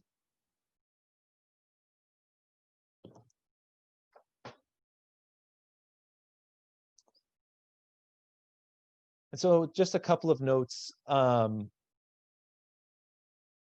Advertisements are a common fair housing violation. And I think it goes back to Leslie's great question. I think this is perhaps one of the reasons that many cooperatives don't even want to enter into this arena, that it just feels safer to be working within a known universe of people that are referred to you. As soon as you start to offer advertisements out in the public, you're suddenly, being subject to all of these fair housing laws. And so this is where the marketing plan is helpful, and it really helps you make sure that you're not offering ads that are expressing a preference or limiting any kind of limitation based on a protected characteristics. And there are some general practices that I think make sense anytime you're creating an ad. One thing is to realize that any statements made to potential applicants, and so like those conversations you have with a friend of a friend, are construed as ads under the fair housing laws. And so any information that you're giving out to potential applicants will sort of pull in fair housing laws. And so the idea of ads, it's well beyond your Craigslist post or your flyer. It's really information you're giving at an open house, information you're giving in line at the grocery store to the person behind you that heard you talking about the vacancy at your house. And so this is where it becomes really important to make sure that everybody in your community has kind of a basic understanding of fair housing laws, because it really expands what could be potentially considered a violation. When you're talking about the written ad itself, you want to avoid any language around restricted, exclusive, limited, kind of going back to the question early around, could you list a specific group or race that you're trying to target? And again, the standard is to use inclusive language, equal access to all are encouraged to apply, diverse persons encouraged, rather than saying, we really want this type of person. So there's a question from Aaron in the chat, which I will partly answer as well. So if we are an NCLT co-op and we only search for new residents through NCLT's list of interested people, that is okay. And Aaron, it depends, because if the co-op has funding connected to it that has requirements around affirmative marketing, then that is not okay. So for example, I mentioned earlier that I helped with a sale of a limited equity condo last year that's connected with NCLT, and they have federal funding, but they also have requirements from the city of Berkeley. And so I had to fill out the city of Berkeley's affirmative fair marketing plan, which is actually pared down a lot from what NCLT's affirmative marketing plan is. So it depends. And Tyler, I don't know if you would say anything else. I think that's exactly right. Yeah, it really comes down to what your funder or sponsor requires, and or how much protection you want to build in. But it's very rare that like a small independent cooperative, I don't often see those folks developing these big affirmative housing marketing plans. And we've got two more questions. How about limitations based on ecological practices, i.e. decline residents that own a car or eat meat? Great question. And so I think we'll have an exercise in a moment where folks get to talk a little bit to each other about what makes their community unique. And I think it would come down to, is that something that is built into the mission and values of your community, or is that just the personal preference of somebody on the selection committee? And so if you are a cooperative that is established to demonstrate healthy environmental practices and has it's part of the mission and reason for that cooperative being, then you could fairly discriminate against those members. Being a vegan or being a meat eater is not a protected class. Owning a car is not a protected class. But the concern would be to make sure that those standards are applied equally. And then I think, and that's why we'll talk about the selection policies and having them documented and having them directly connected to the mission and reason for your house's being. And then what about waitlist rules? Great question. I'm not quite sure. Like, you should have waitlist rules is absolutely, how will you deal with folks on the waitlist? How will you prioritize folks on the waitlist? To me, that goes into sort of your selection policy and how you're going to rank folks. And so this is something that you again often run into when you're dealing with government or nonprofit sponsors. Most informal or smaller cooperatives do not use a lottery, for example, to select residents. It's very much an interview process or referral process, like that was mentioned earlier. And there's often a concern, I certainly saw this when I worked in San Francisco, that when you bring in government dollars or city requirements, that the cooperative is going to lose autonomy and sort of lose its ability to select members in a healthy way, because those places often want you to use a lottery and randomize the applicants that meet sort of your essential criteria. And so I think that's an important discussion to have with your sponsor, if you have a sponsor, or a funder, if you have a funder. If you're just an independent cooperative, it's also something I would really recommend thinking about. Very likely your community has a strong commitment to diversity. Very likely your community has a strong commitment to not engaging implicit bias, which is sort of filtering in the background of all of this. And so I know it's always been something with every cooperative that I've worked with, that we want to retain our autonomy, we want to retain our right to choose members.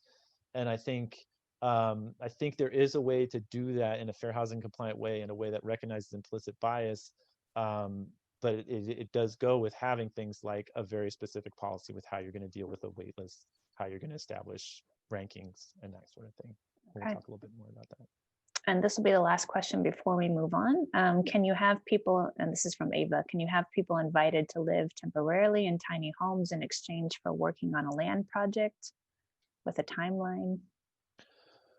Great question, Ava. And to me, it would really depend on the most often the local rules in your city, and whether there are just cause for eviction protections, whether there are whether a perpetual lease is created. It's one of the actual, on the very end, we talk a little bit about sort of temporary or short-term leases. It's something that can absolutely be done. And sweat equity for rent is absolutely allowable. You can use somebody's work to pay the rent. It does in some cases create a binding contract unintentionally. And so in California, for instance, it's the owner or landlord's knowledge of somebody living in a space and accepting some compensation for living in that space that creates a tenancy in the state, no matter what the parties have set. And so what I would say is it absolutely can be done. It's very difficult, if not impossible, in a place like San Francisco, Berkeley, or Oakland, where you have those really strong rent laws and those rent control ordinances. If you're not in a rent controlled jurisdiction or a place with just cause for eviction provisions, I think you'd still want to run that by a fair housing agency or a fair housing attorney, to make sure that you're not unintentionally creating a tenancy even when you're not intending to. But those, they can absolutely be done. Okay.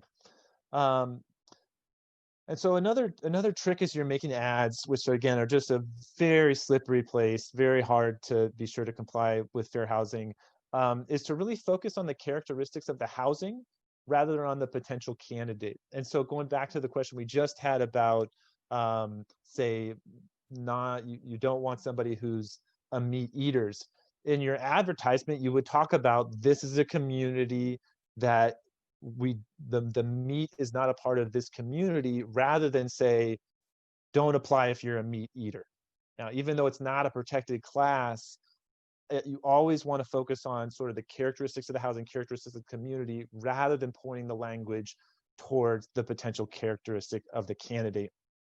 Often just to not invite frivolous complaints as well. Folks who are meat eaters might just get angry at the language of your advertisement. And so again, real helpful, I think, to think about drafting good detailed descriptions about the characteristics of the housing and the housing community, rather than here's what we're looking for in a candidate. And similarly, make sure all the ad content is relevant to the mission of the community. It's especially critical in collective and cooperative housing. Many co-ops have, mission statements that establish this, vision statements. You sit through long meetings to get your mission statement, vision statement, particularly how everybody likes. That's a really important activity, not just for sort of being a guiding document for everything that you're doing, but then it also enables you when you're selecting new members to make sure that you're getting folks that are connected to that mission. And so if you don't have a mission or vision statement in your community, and you're like, man, it would be really problematic if we started to have, say, somebody who's cooking steak in the kitchen every night, maybe have another look at that vision mission statement. Again, documentation that can back up that decision is really what's going to help protect you. And then always, if you're creating an ad, make sure that you're using equal housing opportunity type language, and the HUD logo that I think is on a future slide, just things that you can point to and that communicate. We want everybody to apply. We want everybody who meets the basic initial eligibility criteria to apply. As I mentioned earlier, every single thing that we're touching on, almost every bullet point, every question could almost in its own sense be an entire 2.5-hour training. And so, but I do, the Fair Housing Alliance, Fair Housing Institute has a couple of good resources on ads in particular, since those are something that you might just be doing yourself. You might be deciding not to go hire an attorney or take the trouble to find a partner to work with. And so if you want some more details on crafting fair housing compliance ads, I really encourage you to check those resources out. I think it really helps kind of keep you on track. So applications are one of the most critical, important parts of the affirmative marketing plan. It's also subject to fair housing scrutiny. And so the application itself, it should be incorporated into your fair housing marketing plan, and a big heads up to make sure that it complies with local laws. And so I think if you look at, say, usually a standard statewide, like the California Apartment Association offers a standard application that you can take if you're a member of that group, and often it's poached off the internet by other folks. Sometimes those applications are going to violate local laws. And so we've talked about Oakland's commitment to provide housing for former inmates. A lot of those applications are going to run afoul of those laws. And so make sure that when you're crafting an application, you want to be aware of sort of how your local law might impact something that you take that's supposed to be for a broader jurisdiction or for a whole state or something like that. It really's got to, I just mentioned it, I'll mention it again, it's got to include language about your commitment to fair housing laws. And there's the little equal housing opportunity logo. I think probably most folks have seen it, but just slap it on there. There's no reason not to have it on your application, on your ad. It's an easy thing to do. And then NCLT has fairly recently gone through a process and is as committed to these laws as any landlord I've ever worked with. And so I think one of the things I'd encourage you to check out is the application. You'll see that language all over it. You'll see the way they're complying with local laws. And so really kudos to NCLT and the way they operate. So a big part of your affirmative fair housing marketing plan is going to be your selection policy. Sort of how do you process the applications? Are you going to choose to do a lottery? Are you going to do interviews? What are the income or other eligibility criteria? And it's probably becoming a bit of a repeated comment here. The applicants have got to be evaluated in a fair way, in a way that's objective and related to the co-op mission and success in the group. Actually having a written selection policy that says, here's how we're going to make these decisions is also one of the best ways to protect yourself from any claim of fair housing violation or discrimination. And so having this document and having the conversation in your community, I think, is also a really important part of any co-op's life cycle, to talk about, hey, you know, we've been getting folks in this particular way. How do we feel about that? How's that been going? Have we had success with those members? Is it meeting our goals of serving all kinds of folks? So even just having the conversation and scheduling that time in your community, I think, is something I would really recommend.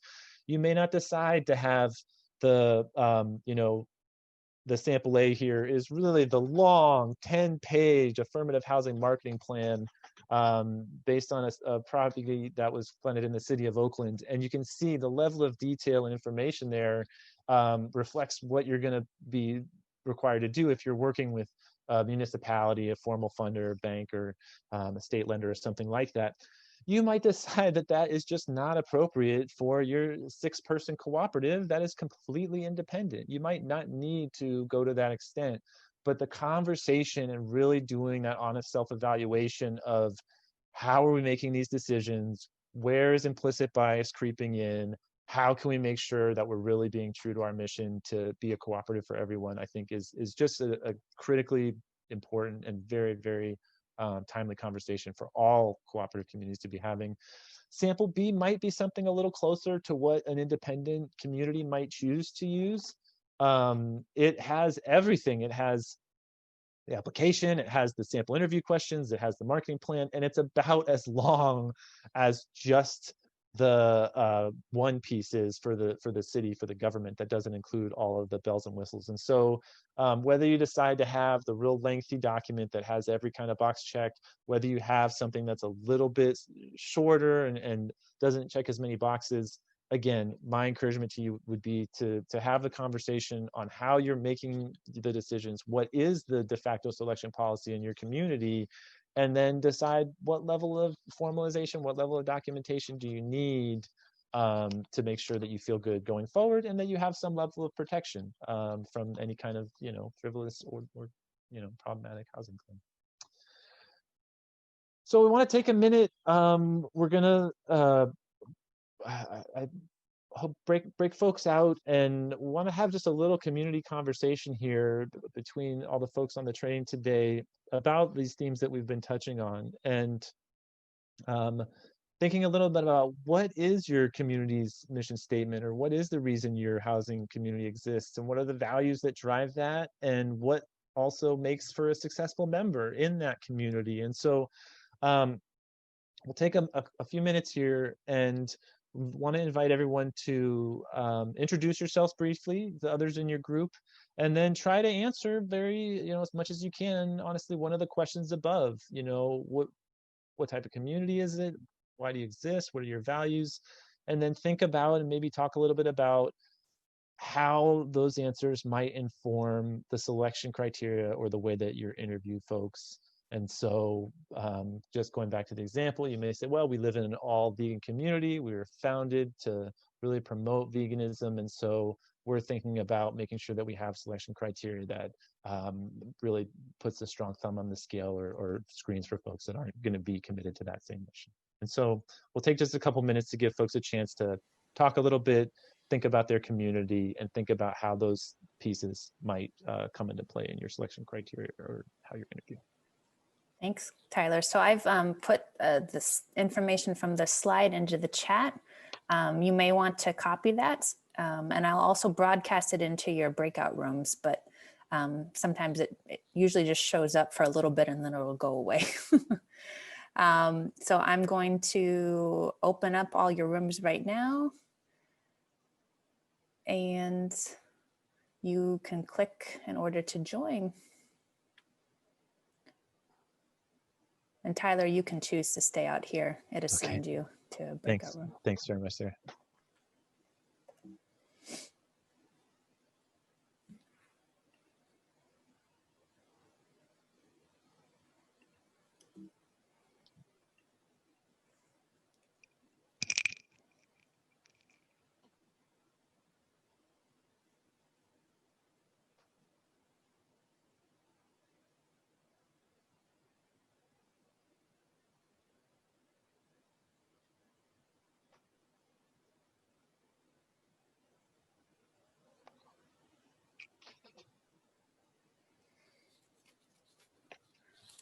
The folks that are still here, are you having problems joining?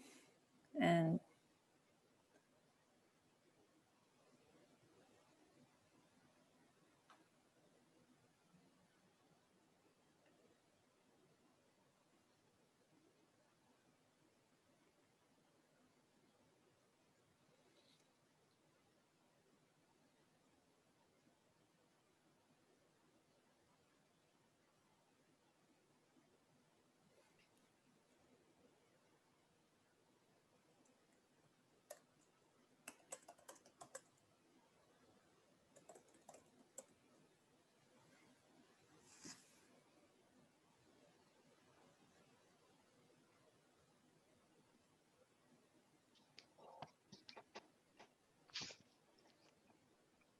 Okay, no pressure to join a room, but if you would like to join one and you're having problems joining it, just let me know.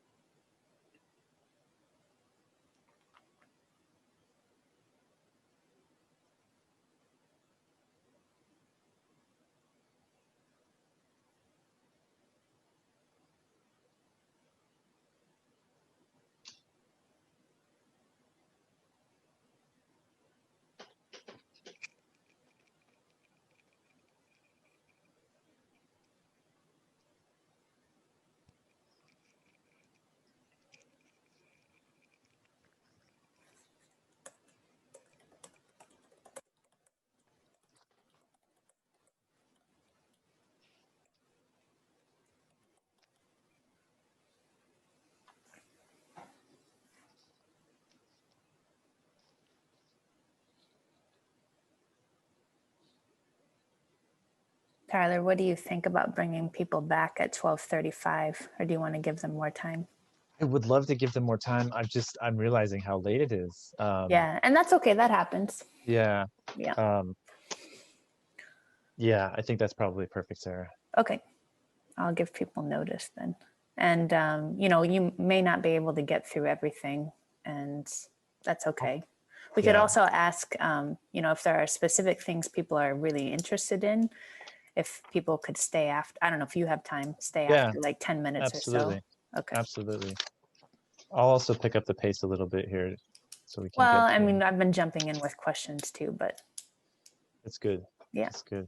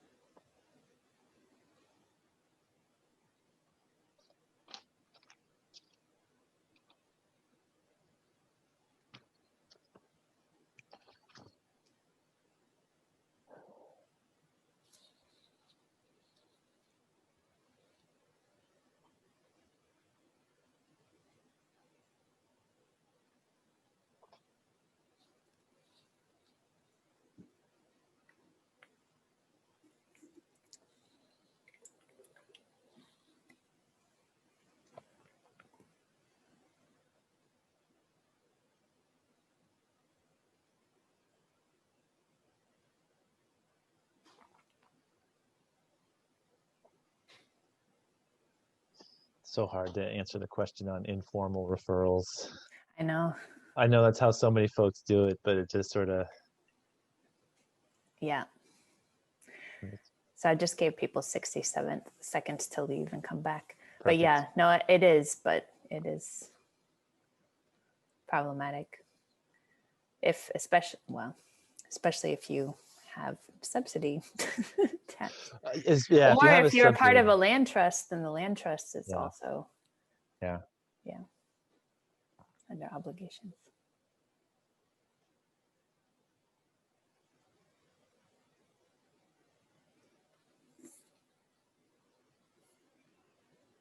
Okay. Okay, 20 seconds and everybody will be back. Great.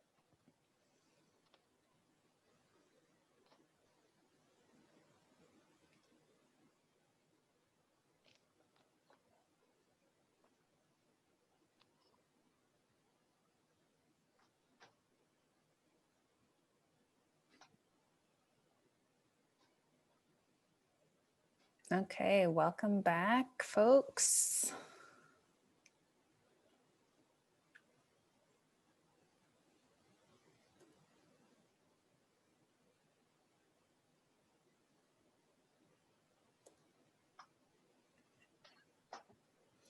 Okay, Tyler, go ahead. I hope, sorry we don't have more time today. I would typically love to have a much more interaction and sharing with all of us and hear about the way folks think about these issues. I'm gonna maybe pick up the pace just a little bit. I see we're starting to get towards the close of our advertised time. I will also stick around after that for questions that we haven't got a chance to answer or things that were not answered well or complete enough earlier in the session. And so we'll get through our presentation and then invite folks who have other questions to please stick around, and let's make sure everybody gets the information that they were looking for today. So we've talked a lot about that affirmative fair housing marketing plan, and what goes hand in hand with that really is the scored and documented interview process. And so this is something that I really strongly recommend. It just creates incredible consistency and mirrors, I think, what a lot of folks probably have experienced, again, in employment scenarios when you're interviewing candidates for employment. This is a very, very similar idea. And so a scored interview, it simply rates the answer to your preset questions on a simple numerical scale, and then you add up all of those numbers and it gives you a set score by which you can then choose to, use to rank the applicants as part of the process of your selection criteria. It really, again, serves the same critical function as the plan itself. It helps eliminate discrimination and bias from your process. And it creates documentation of the process and of the interviews to protect your community from any kind of legal issues. And so really, really strongly encourage you to create scored sheets, create a scored interview process, and then hang on to them after, stick them in a file somewhere so that you have them for the future. Just a couple of samples of scored interviews. These would likely be applicable to many of your communities, many cooperative communities. And you can see how it helps to move you from sort of the subjective evaluation of someone's answer to really keeping everybody on the same page. And the link here will give you the entire scored interview. And that interview was developed through hours of negotiation with the San Francisco City Attorney, San Francisco Mayor's Office of Housing and Community Development. And so that is the type of scored interview that I think would pass that highest bar, pass muster, if you're trying to work with any kind of institutional investor, nonprofit sponsor. And I think it's, it also really, really is, you'll see, narrowly tailored and just directly applicable to somebody's chance of success in that cooperative community. And so a good sample for folks to at least start with. Some tips for your scored interview process. And I think this, again, just as a note, I think applies equally in employment and housing, but when you're interviewing folks, you really want to ask the same questions of all applicants. That's why it helps to have it on a sheet that you're scoring and you use the same one for every single applicant. And at the same time, you really want to limit your interaction with the applicant other than the questions. And so This requires a little bit of training sometime and a little bit of just recognizing that you're not having a normal everyday conversation when you're in an interview for somebody who's applying for your housing. And in fact, often you'll have a script for the person sort of leading it, and how they greet the person, how they give instructions to the interviewee, so that you're giving the exact same information to every single person that you're interviewing. Obviously, do not ask any questions directly related to the protected classes that we went over. Do not ask about age, disability, race, color, all those different classes that we went over. First of all, it's just very awkward and unnatural, and it's usually just quite obviously also discrimination. As much as you can, and again, this is where training or reminders for your selection committee are very helpful, really try not to ask clarifying questions, which can be extremely frustrating when you're trying, something that somebody hasn't quite answered your question. If it's sort of trying to just evoke an answer to that same question, I think that's okay, but you really want to try not to lead in a different direction, and as much as possible stay on that script that you've created. And then really, you got to be careful to not allow previous relationships with your applicants bias the interview. And so one easy thing is, if somebody has a close personal friendship or relationship with somebody who's applying, even if they might typically be part of the selection committee, you might decide to not have them be a part of that applicant's interview. It just really creates, even if it's not a situation where they're getting extra favor, it can create the impression of them getting that extra favor, which is just as problematic. And do, again, ask questions that relate directly to your community's value and mission. Are you a meat eater? That kind of thing I think is very important. And like the questions that were just given as a sample, make sure you have questions related to their successful participation in a cooperative. Those are absolutely on bounds and highly recommended. We've talked a lot all morning and afternoon about all of the different prohibited activities and ways that you can discriminate. Some things that are not discrimination. You can deny housing to someone who cannot meet the legal requirements or uphold their cooperative contract. So somebody who's over income, we talked about some of those income limitations. Somebody who is a regular meat eater, and who says they cannot give that up when they move into or they cannot not do that in your community, if you're a vegan-focused community. If multiple applicants meet your objective criteria, you can absolutely choose the person who you think will be most successful in that cooperative. And the scored interview process, it does help comply with fair housing laws. It does not 100% control for implicit bias once that process is complete. And so this is where I would encourage folks to really scrutinize those selection policies, those selection criteria, and also I really invite you to do implicit bias training in your communities. I think it's sometimes can be counterintuitive. Many folks are already drawn to cooperative living, community living, because they're committed to diversity, they're committed to equality, but we all need these trainings. We all need the reflection, we need the reminder. So in some ways, fair housing provides this sort of structural process that helps to control for implicit bias. I really invite communities to also be constantly embedding the training and working out of all implicit bias for the members of your community as well.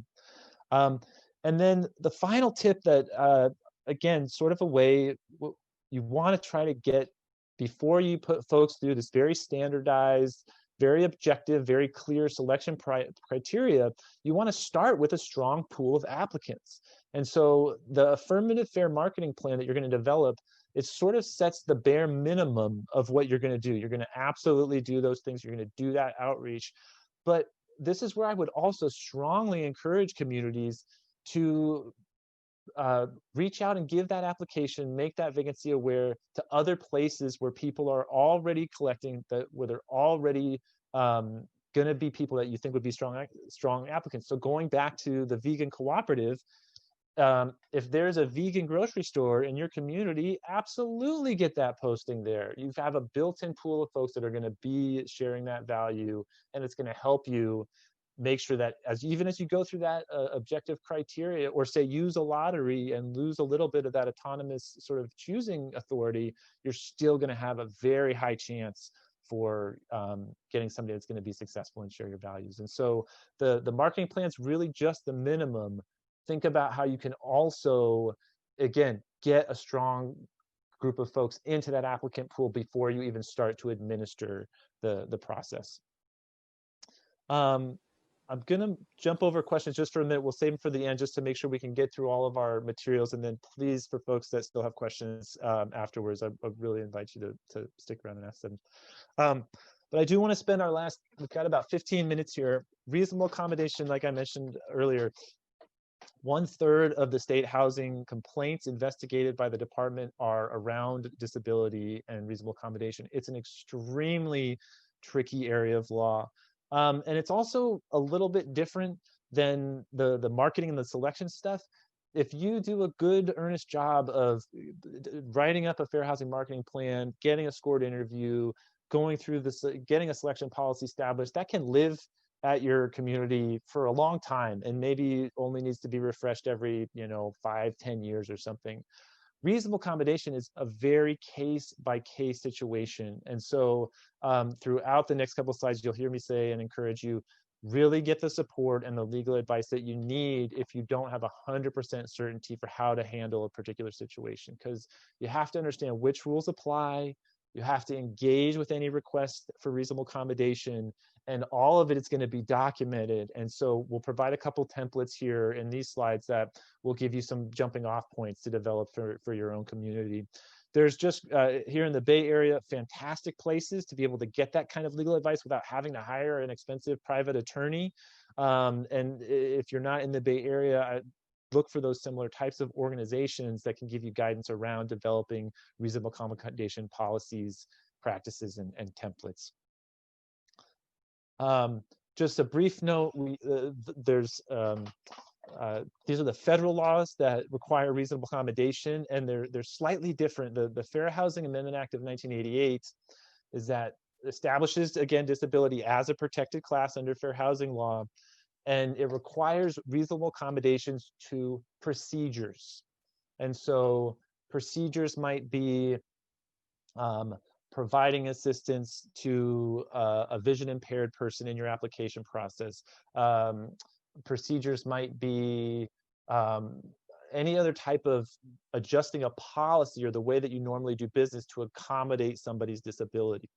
Now, the American with Disabilities Act, many folks are familiar with the ADA because it applies much more broadly than just in housing. This is where you find the reasonable modification of physical facilities. And this is often a tricky one for housers to figure out how to deal with, because modifying physical facilities can get expensive very, very quickly. And at the same time, most affordable housing providers and most cooperatives are extremely committed to respecting the rights of disabled folks and want folks of all abilities in their communities. And so, but there is a subtle difference between accommodation to procedures, accommodation to facilities. Almost everybody refers it generally as reasonable accommodation law, making a reasonable accommodation, whether you're talking about modifications or accommodations, excuse me. How is a disability defined? Again, here we see some slight difference between if you're just dealing with the federal law or if you're dealing in California. Again, the federal law has the smallest little cake. It has a very strict definition of disability and includes this language of it must substantially limit, a disability must substantially limit a major life activity if left untreated. California removes that substantial language. And so you have a much broader definition of disability. And in addition, you have these additional sort of categories of if you have a record of such a disability or are regarded as having such a disability. And so even if you're not disabled at all, but you're being treated as if you do, you can enjoy the protections of disability laws in California. And so again, it can get very tricky very quickly when we're talking about what does it mean to regard or perceive somebody as having a disability? What does a record involve? And so that's why I think you always want to err on the side of caution when dealing with these claims. So typically for folks that haven't worked with reasonable accommodation at all, what will happen is somebody will make a request. Somebody will say, I'm disabled and I'm asking you to make a reasonable accommodation for my disability. And so we've got some very, very common would be, say, grab bars in a bathroom, or that sort of thing. I'm disabled, so I need extra support when I'm using the facility. Generally, when you're looking at a reasonable accommodation request under the law, there's this concept of there has to be a nexus. There has to be a logical, clear connection between the disability that the person has and the requested accommodation. And this is exactly why every single case is different, because every single case depends on that individual person's situation and the request that they've made to be accommodated. And is that nexus strong enough to have to be made? Now, you have the right to obtain additional information and the information that's necessary to accommodate, to evaluate whether it's a reasonable request. And so one of the things you'll see on the template form that we'll provide in just a minute here is that if you get a reasonable accommodation in writing, one of the ways you might choose to respond to that is, hey, we need more information. And you'll want to do all of that in writing and have it very documented. Now, there are some things that are considered just basically unreasonable and things that would not be required to be accommodated.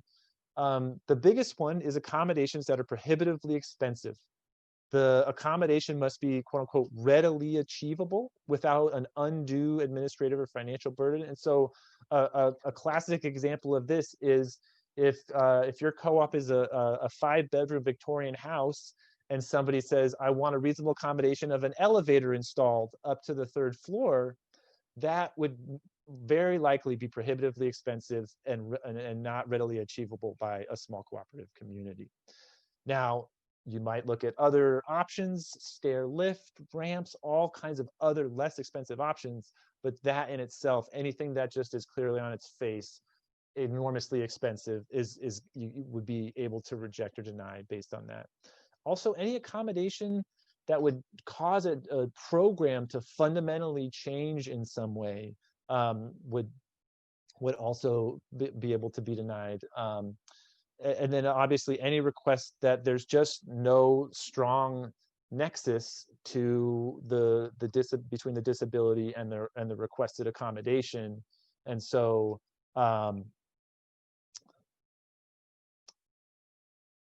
some of the sample types of requests that you might see that HUD talks about is, accessible parking for folks with mobility impairment, allowing somebody to be in a ground floor unit if there's mobility issues, adjusting a rent payment schedule if there's you receive income assistance, the grab bar that I mentioned, permitting somebody to submit a housing application in a way that's different than you list on your original marketing plan, or permitting an assistance animal.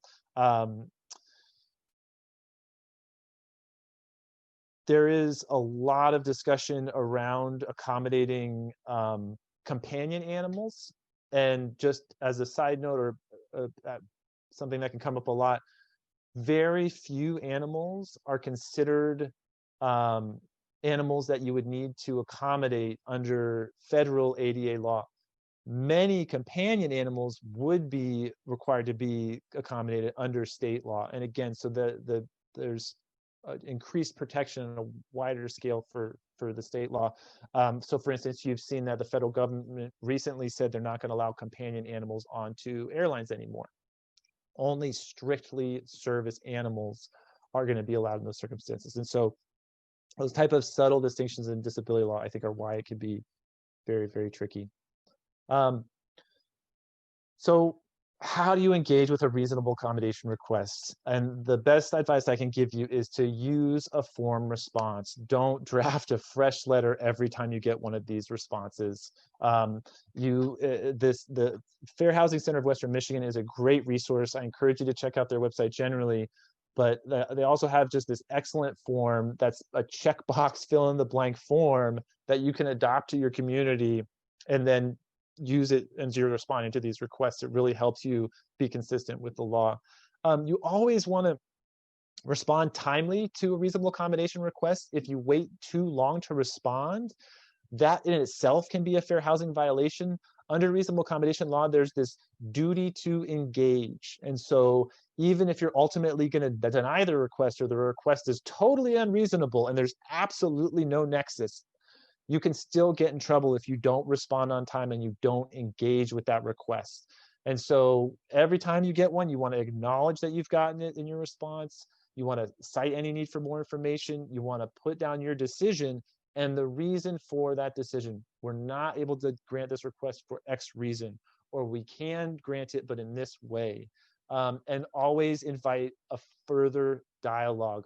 One of the difficult things about reasonable accommodation is that you have a continuing obligation in terms of respecting that accommodation and complying with the fair housing laws as they apply to folks that are disabled. And so you always want to encourage that ongoing dialogue, especially if you're denying a reasonable accommodation. You always want to give the impression that the door's open and you're open to and you're willing to engage in that interactive process. I can't tell you how many landlords I've seen get in trouble just for not properly responding or asking for more information or engaging with their tenant because they think the request is unreasonable and that's enough. So just be active in engaging that process. And again, wherever possible, run your situation by a legal professional with experience in this area. Just like the selection policy, I think is important to think about and have on your books. I really strongly encourage you to think about actually having a reasonable accommodation policy. The example here comes from Massachusetts and is very detailed. And you may not need all of those bells and whistles and have something that's longer or comprehensive, but things that you should think about is who's going to handle the process. You probably want the same person who might need to go to a training, might develop the sort of expertise for your community, who's always going to be the one that handles that process. And so how are they going to balance that responsibility with their other cooperative duties? How fast, how long are you going to take? A lot of policies will actually very specifically say, we will respond within 5 days in writing. We will make a decision within X amount of days after we've gotten the response. And again, it's demonstrating that you're going to participate timely in that interactive process. Who's going to make the decisions? Is it going to be a small committee? Is it going to be the whole house? Is it going to be the expert who's processing the accommodation and consult? Is it going to be the attorney you consult with? And then how are you going to keep those records? Again, making sure that everything that you get related to any reasonable accommodation request, you just say, just like the application process and those interview records, I strongly recommend hanging on to these documents in case somebody comes back down the road and says, you mishandled my reasonable accommodation request. You have that record to be able to help defend yourself. And again, please get legal advice when you need it. We have just, we're coming right up on 1 o'clock, and we've really just started to scratch the surface of all of these areas of law. And so I'd encourage you, please, you've noticed throughout the slides, there's a ton of links, great organizations throughout the country that can give you much more in-depth webinars, trainings on all the sub areas of fair housing. We did touch a little bit on the short-term trial lease issue in terms of just being aware of how your local or state might unintentionally create a tenancy when you're not trying to under those short-term leases. We talked about open houses and information sessions and just being aware that every casual conversation you have with an applicant can be scrutinized under fair housing. We've talked about the idea of affirmative discrimination in a couple of different ways in terms of how cities and counties are sometimes doing a little bit of that with their local preferences, and how it can, though, be very dangerous if you're trying to do it in an advertisement or explicitly anywhere in the process. And then I won't take any time talking about, but very commonly coming up right now in California especially, we're seeing, do I have to, or how is medical marijuana treated in terms of a reasonable accommodation? There's all kinds of sites you can check out for that. And just my final 2 cents and comment before we'll take questions for as long as folks have them. But we're all, I think, doing a better job of waking up to implicit bias in the way that it is just everywhere and in each one of us. And once we recognize that, you know, that's the starting place to try to deal with it. And like I said, these laws and these structures, they're far from perfect. They're just an insulating structure. I really, again, want to encourage and challenge everybody in their community to also do the hard work of their own implicit bias training, doing the individual work to try to recognize and correct those bias, and then take that work to your community and be aware of the way that it affects the way you're making housing decisions, because truly fair housing requires both the structures in place and the individuals that are committed to the process. And in my most recent, the last thing I'll say is the most recent implicit bias training that I went to, there was a very challenging comment about the way that data demonstrates that individuals who believe they are free from bias are the most likely to commit discrimination and bias. And so I know I love to think of myself that's committed to fair housing. I know many of the cooperatives I've worked with, they love to think of themselves as, we're absolutely committed to diversity, we're committed to anti-bias work. And sometimes if you don't think it's going to be a part of your process, that's when it can sneak in there in ways that we all are not wanting it to be. And so thank you, everybody, for the great questions. I'll stick around and try to answer some other questions, but just my last pitch for trying to do this, the good work of developing policies and practices, but at the same time, do the individual work that we all need to. So we're going to go ahead and stick around for at least another 10 minutes. And again, these slides will be sent out, the recording, a redacted version of the chat that doesn't include your last names early next week, and then our contact information. And Tyler, if you could stop sharing the screen, and then we can just do a view of everybody's boxes. Yeah. All right, so we did have 2 questions in the chat, and then we can jump to other things that people have. The first one was from Leslie, referrals to consultants that could provide implicit bias training, as well as guidance to co-ops on their selection process. Great question. Yeah, the Sustainable Economies Law Center in Oakland was where I took my most recent training, and they have a really sharp team of attorneys that are perhaps the most expert in these issues that I've come across. And so, and if they can't help you, I think they'll probably be able to provide a good referral to someplace else, because it is difficult to get the right person in the right geography. For both implicit bias and selection process? For selection process,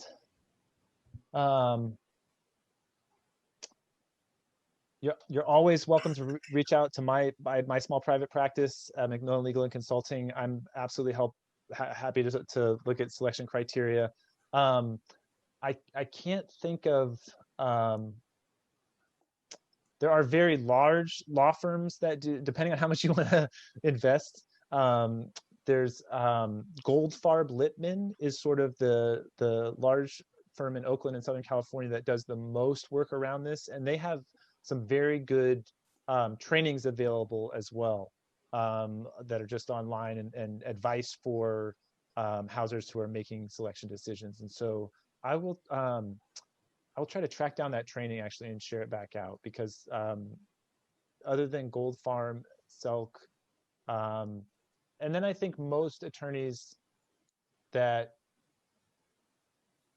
work in if you have a local jurisdiction where they're offering any fair housing funding, they're going to have a city attorney that is approving those deals and those policies as well. And you might ask, usually it's a program person that you're working with to get the money from, or you have a peer organization that's borrowed money from the city. You might ask, hey, can you connect me with the attorney in the city there or in the county who gave you guys the thumbs up on your marketing plan and that kind of thing. But it's not a huge landscape. But I'll make a note to try to find that resource and share it back out to Leslie. And then Arlene had a hypothetical reasonable accommodation. Tenant has multiple medically diagnosed lung conditions, is quarantining at home to avoid COVID-19 exposure, and has difficulty breathing triggered by scented laundry products emitted from dryer vents immediately upwind from the tenant's windows. Can the tenant demand that the landlord add to existing laundry room rules a rule that only non-scented laundry products may be used? Is this a sufficiently strong nexus? That is a great question, because you start to get into, I guess the question would be, what would be the administrative and financial burden of that landlord to enforce that rules on all of the other tenants? And so, and that's where it starts to get really squirrely. You can imagine in a very large building, if you're telling 100 tenants, nobody can use scented laundry products, you're going to get a lot of pushback. That's going to become a very engaged process, and you might use a physical modification to redirect the scents away from that person's window, rather than establishing the policy that the person asked for. And so it's a great question, because one of the concepts in reasonable accommodation, you're supposed to consider, when making accommodation, the request that the person has made. But if you can come up with another accommodation that satisfies the concern, you don't have to go with the thing that they've suggested. And so in that case, again, depending on the size of building, and how difficult it would be to enforce that house rule versus how hard would it be to just put a vent, a 10-foot vent that takes it away from their window. Probably if I were the landlord, I would say, well, we can't force every single person to use unscented laundry. So we're gonna instead spend the couple $100 and we're gonna take this scent away from your unit. And follow up on that, in terms of legal and financial burden, once the rule is in place, could a cooperative and peer-to-peer approach be emphasized? Absolutely. And I think, so when I hear, trying to have the residents in the community help each other remember that that's not supposed to be used. And again, I think that's sort of a best practice generally for anytime you're trying to change a rule or address a concern in a cooperative, is to really have that holistic community approach. In terms of the reasonable accommodation legal side of it, that's why I think it's one of the most challenging areas. How do you quantify or articulate the cost or the administrative burden of getting those residents to work together to try to address that issue? And how does that burden compare to the request that's been made? It's just, it's very challenging. Thanks, Tyler. And we have a few more minutes. Does anyone want to speak their question aloud? You don't have to put it in the chat. There's fewer of us right now. Yeah, I have a question. Do either of you know, is Oakland or any other, or the state, actively sending out testers these days? Is that something that's going on currently? Absolutely. And I can only say that because I see job postings for fair housing testers quite frequently. I don't know if they're doing, because so much has been limited by COVID in terms of, I don't know if they're doing actual like in-person viewings of apartments as sort of the kind that I used to do. They may just be doing, sort of sending in dummy applications or other ways of doing it. But I have seen, just recently some jobs for fair housing testers.